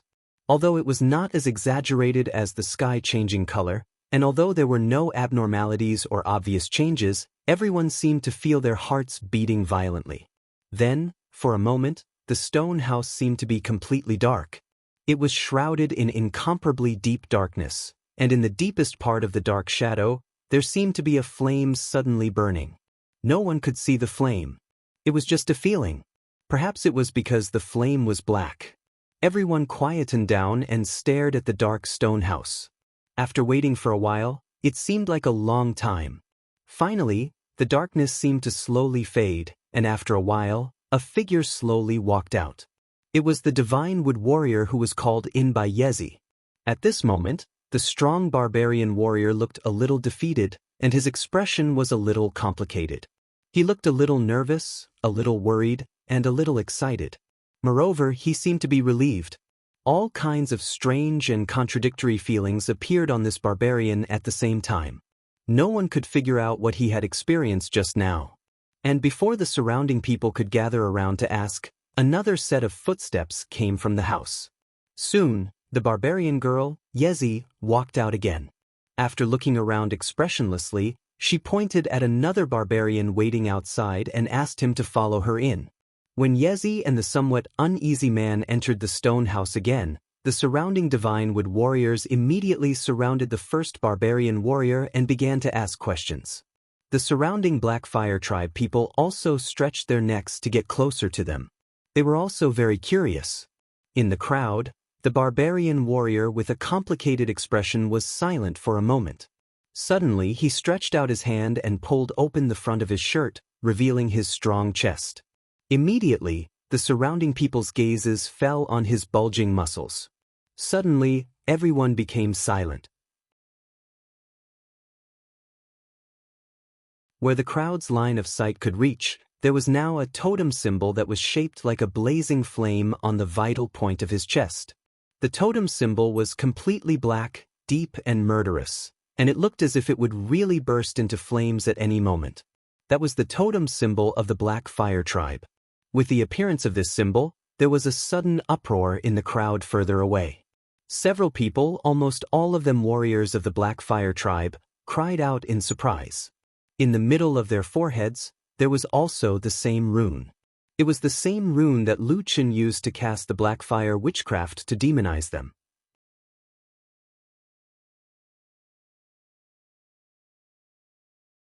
Chapter 326. The appearance of the Black Fire rune on the Divine Wood tribe warrior caused an even greater uproar and surprise among the Black Fire tribe compared to the group of captives. Everyone whispered to each other, anger and surprise on their faces. At the same time, A few strong barbarian warriors even turned around and ran into the distance. After a while, a group of people surrounded Hui Yen and walked over with large strides. The group of people in front quickly felt that something was wrong and quickly made way for them, including the group of Divine Wood tribe captives. Although there was still a hint of unwillingness on their faces, there was also a hint of fear on their faces. Most of them lowered their heads and retreated to the side. People who had just been exterminated and captured would never have the courage to resist.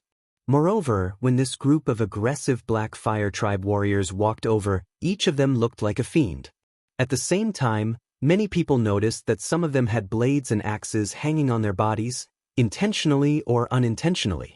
In the world of the barbarians, knives and axes only had one use, and that was to kill. Hui Yen stood in front of this group of warriors with a solemn expression. His face looked a little gloomy, while the other Black Fire tribe warriors all had different expressions. There was reverence, anger, fear, and even a little worry. However, when they felt a dark aura surging out from the stone house, almost everyone stopped in their tracks. That was the power of witchcraft. Every warrior here, especially those who had experienced the battle with the Divine Wood tribe, could clearly feel it. They also understood the danger of this power more than the other tribesmen who did not know the origin of this power. Hui Yan's face was dark as he stood outside the dark door, staring into the depths of the darkness. His expression was indifferent, making it impossible for others to see what he was thinking. However, they could faintly see that the depths of his pupils were slightly contracting. After an unknown amount of time, the powerful dark aura finally faded. After a while, just like before, Yi sent out another man who had been marked with the Black Fire rune. She was about to point out the next person when a tall and burly figure suddenly appeared in front of her. Hui Yan's hill-like body stood in front of Yi like a giant beast. Yi subconsciously took 2 steps back, a trace of fear flashing across her face. However, Hui Yan did not pay too much attention to this barbarian girl. His gaze never left the dark stone house. At this moment, he only casually said to Yi in a low voice, "Lead the way, I want to see him." When he said this, Hui Yan's expression was not particularly fierce, but there was an inviolable aura in his tone. Yi secretly swallowed her saliva and then agreed in a low voice. She did not dare to call anyone else and just turned around to lead Hui Yan into the stone house. Following behind Hui Yan were Tai Xiong, He Niu, and a group of his trusted warriors. Seeing this, they also wanted to follow, but when Hui Yan was about to reach the doorstep, his body paused for a moment, then he turned around and suddenly ordered, "You guys wait outside." After saying this, he directly walked into the stone house without saying a word. Iron Bear, Black Bull, and the rest of the Black Fire warriors looked at each other. However, after a while, they finally spread out in 2s and 3s around the stone house. Then, intentionally or unintentionally, they surrounded the stone house and the 20 Divine Wood warriors outside. The moment he walked into the stone house, Hui Yan suddenly felt a feeling of darkness in front of him. After a while, when his eyes gradually adapted to the darkness, he saw a figure sitting in front of the stone house. At the same time, there was an extremely large figure lying on the ground beside him. A pair of slightly green eyes glanced at him. Needless to say, it was naturally Lu Chen and Ats.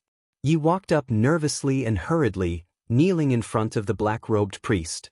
When he stammered and wanted to explain something, Lu Chen casually waved his hand and said indifferently, "No need to say anything. This is our tribe's warrior leader. He can come whenever he wants." Hui Yan's expression was grave and stern. He did not reply. Instead, he slowly walked over and stopped a few feet in front of Lu Chen. Hui Yan's sturdiness were extremely outstanding even among the barbarian race's warriors. Originally, his stature was much larger than Lu Chen's. At this moment, Lu Chen was sitting on the ground, while he was standing. The difference between the two of them seemed to be even greater. It was as if an angry giant beast was staring at a small beast in front of it. Yi knelt to the side and looked at this somewhat tense and stiff scene. For some reason, his heart suddenly jumped to his throat. He was so nervous that he did not dare to breathe. However, Lu Chen's expression seemed to be very calm. He only lightly raised his head and looked at Hui Yan. He then pointed at the seat in front of him and said, "Sit." Hui Yen did not comply and sat down. He coldly looked at Lu Chen and said in a low voice, "Why did you do this?" Lu Chen didn't answer him immediately. Instead, he silently sat where he was. After a while, he didn't look at the giant like Hui Yen standing not far away from him. Instead, he faintly said, "Ever since you were young, didn't your father, the chief of the tribe, teach you to respect and observe some etiquette towards the tribe's priests?" As he said this, the atmosphere in the dark stone house suddenly became a bit more tense. A chill that seemed to be able to freeze one's bones began to spread in this place. Ye's whole body began to tremble slightly. She subconsciously curled up her body desperately. At the same time, in the depths of her heart, an idea suddenly flashed like a flash of lightning. These two people, the two most powerful people in the Blackfire tribe, seemed to be at odds with each other. "You go out first." Just as Ye's mind was in a state of panic and confusion, a voice suddenly sounded in front of her. It was Hui Yen who suddenly said this. His voice was low and calm. When he spoke, he did not even look at Ye's direction. It was obvious that he did not care about this divine wood tribe girl at all. Yi looked at Lu Chen with trepidation. When she saw him lightly wave his hand, she jumped up as if she had been pardoned and quickly walked out of the stone house. The moment she stepped out of the door, when light shone on her from outside, Yi somehow had the illusion that she had returned to the human world from hell. She let out a long sigh of relief. But very quickly she found that there were many barbarian warriors standing around her. Each of them had a cold expression on their faces as they looked in her direction. On their hands, the sharp edges of the blades and axes were flashing with cold light. Ye's heart that had just warmed up suddenly turned cold again. Then it sank again. In the stone house, when there were no outsiders present, the atmosphere actually began to ease a little. Even the giant wolf Atsu that had been snuggling up to Lu Chen did not show any hostility or vigilance towards Hui Yen. Hui Yen silently sat down in front of Lu Chen. After which, he raised his head to look at the latter. Very quickly, he discovered that Lu Chen was still wearing the white bone mask. His brows involuntarily furrowed as his expression turned a little ugly. "Why are you wearing that again?" Lu Chen took off the white bone mask from his face and placed it at the side. He said, "When I inscribe the black fire runes on the bodies of those divine wood tribe people, I need them to not be too resistant, otherwise it will be very troublesome. I found that wearing this thing was quite useful, probably because this mask was passed down from their ancestors. When they saw me wearing it, they would feel relaxed, and they wouldn't be too hostile towards me, which made it easier for them to cast their spells." Hui Yen snorted and said, "Why do you want to use this kind of spell on them? You should know that this is a power that belongs to our Black Fire tribe." By the end of his sentence, Hui Yen had already raised his voice, showing the anger in his heart. Lu Chen did not look too surprised, nor did he speak up to defend himself. He only looked at him indifferently and said, "I told you before, the Black Fire tribe's warriors are too few, not enough to support our ambition of reviving the Black Fire tribe as soon as possible. Therefore, I can only find another way. The 20 people outside are also strong barbarian warriors. After receiving the Black Fire runes, they will also become valiant warriors. In this way, the strength of the Black Fire tribe will increase by another level." Hui Yen said angrily, "Nonsense. You're being reckless. In the future, every time you destroy a tribe, are you going to steal their warriors to do this?" Lu Chen said calmly, "Didn't I already tell you about this idea? This is the most effective way to increase the strength of the Black Fire tribe in a short period of time." Hui Yen took a deep breath and shook his head, saying, "But I also told you that this method is not appropriate. You should know that if there are too many of these foreign tribes with the power of demonization, even more than the warriors of our Black Fire tribe, when the time comes, what should we do?"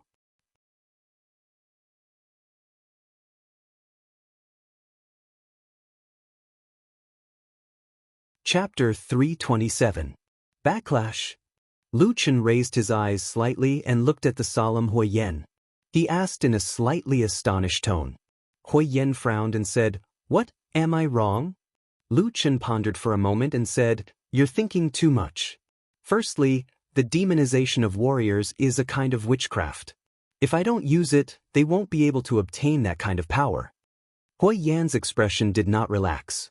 He stared at Lu Chen and said, "But if you continue to do this, there will be more and more warriors of the foreign races. Is there no risk? Once they reach a certain time, their numbers are too many, or they suddenly turn on us after demonizing on the battlefield, what will we do at that time?" Lu Chen said indifferently, "This is the second thing I wanted to tell you earlier. That black flame rune just happens to be able to control these divine wood race members. Once someone has any disloyal thoughts, just by relying on this thing, I have a way to instantly kill them." Hui Yan was startled. His face revealed an astonished expression. He said, "What? The black flame seal pattern has this kind of effect?" Lu Chen looked at him with a smile that was not a smile. He said, "What do you think? If it wasn't like that, why would I spend so much effort to slowly cast the curse one by one? Right, I forgot to tell you. The true name of the black flame seal pattern isn't the black flame seal pattern. It is a variant of witchcraft. Its original name is the black flame curse." He smiled. His smile looked calm and serene, but there seemed to be an indescribable throbbing in his eyes at that moment. "That isn't a seal pattern. It's a kind of curse." The atmosphere in the stone house suddenly became a bit colder. No one spoke for a while. Then, after a while, Hui Yan suddenly stood up. Standing before Lu Chen, his tall stature looked extremely out of place. Furthermore, there was a faint, biting, cold, murderous aura emanating from his body. Lu Chen seemed to have sensed something, and he slowly stood up and said, "What's wrong?" Hui Yan looked deeply at him, his gaze exceptionally sharp, like two daggers staring at Lu Chen. Then he slowly said, "Did you cast this curse on me and my black fire warriors?" Lu Chen didn't seem to be frightened by the barbarian's murderous aura. He even smiled faintly and said calmly, "I only know of one type of black flame curse. Of course it's the same type." Clang. A crisp sound rang out. It was Hui Yan's sudden growl. He reached out his hand and pulled out the dagger that was hanging on his waist. The bright light of the dagger was pointed at Lu Chen. On the other side, the giant wolf Atsu, who was originally a little lazy, suddenly jumped up. With a roar, it bared its sharp fangs at Hui Yan and pretended to pounce on him. In the dark stone house, the atmosphere suddenly became tense. The two sides seemed to be confronting each other, and the situation seemed to be on the verge of exploding. Hui Yan didn't pay attention to the growling Atsu beside Lu Chen. Instead, he stared at Lu Chen and gripped the dagger in his hand tightly. He said word by word, "Why?" Lu Chen shook his head and said, "No reason. I've already told you, the black flame curse is just like this. I can use the fire god's staff to cast a variant spell to demonize you and increase your strength for a short period of time. But in the end, this kind of curse is still a curse. It naturally has the power to kill." He looked up at Hui Yan and said, "It seems like you don't like it?" Hui Yan's breathing was slightly hurried, his fangs crossed. He growled and said, "Who would like to have this kind of thing on their body?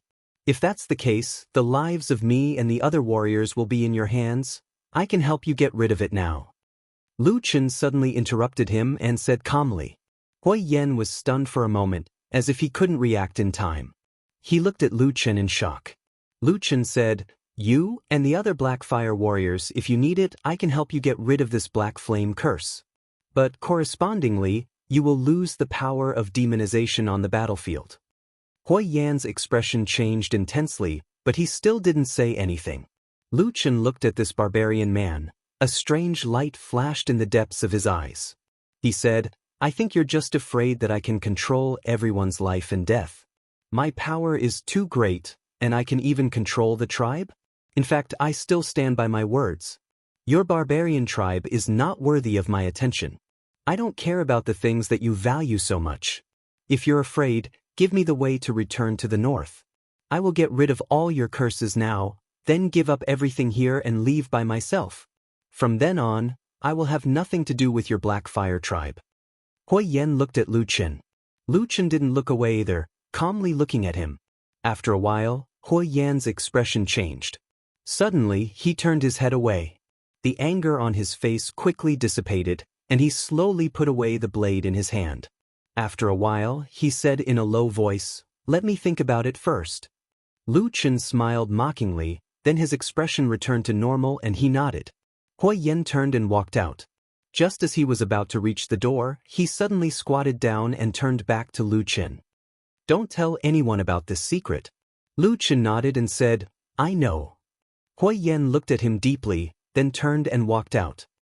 The day's tense atmosphere gradually calmed down as Hui Yen silently walked out of the black-robed priest's stone house and took away all the Black Fire tribe warriors.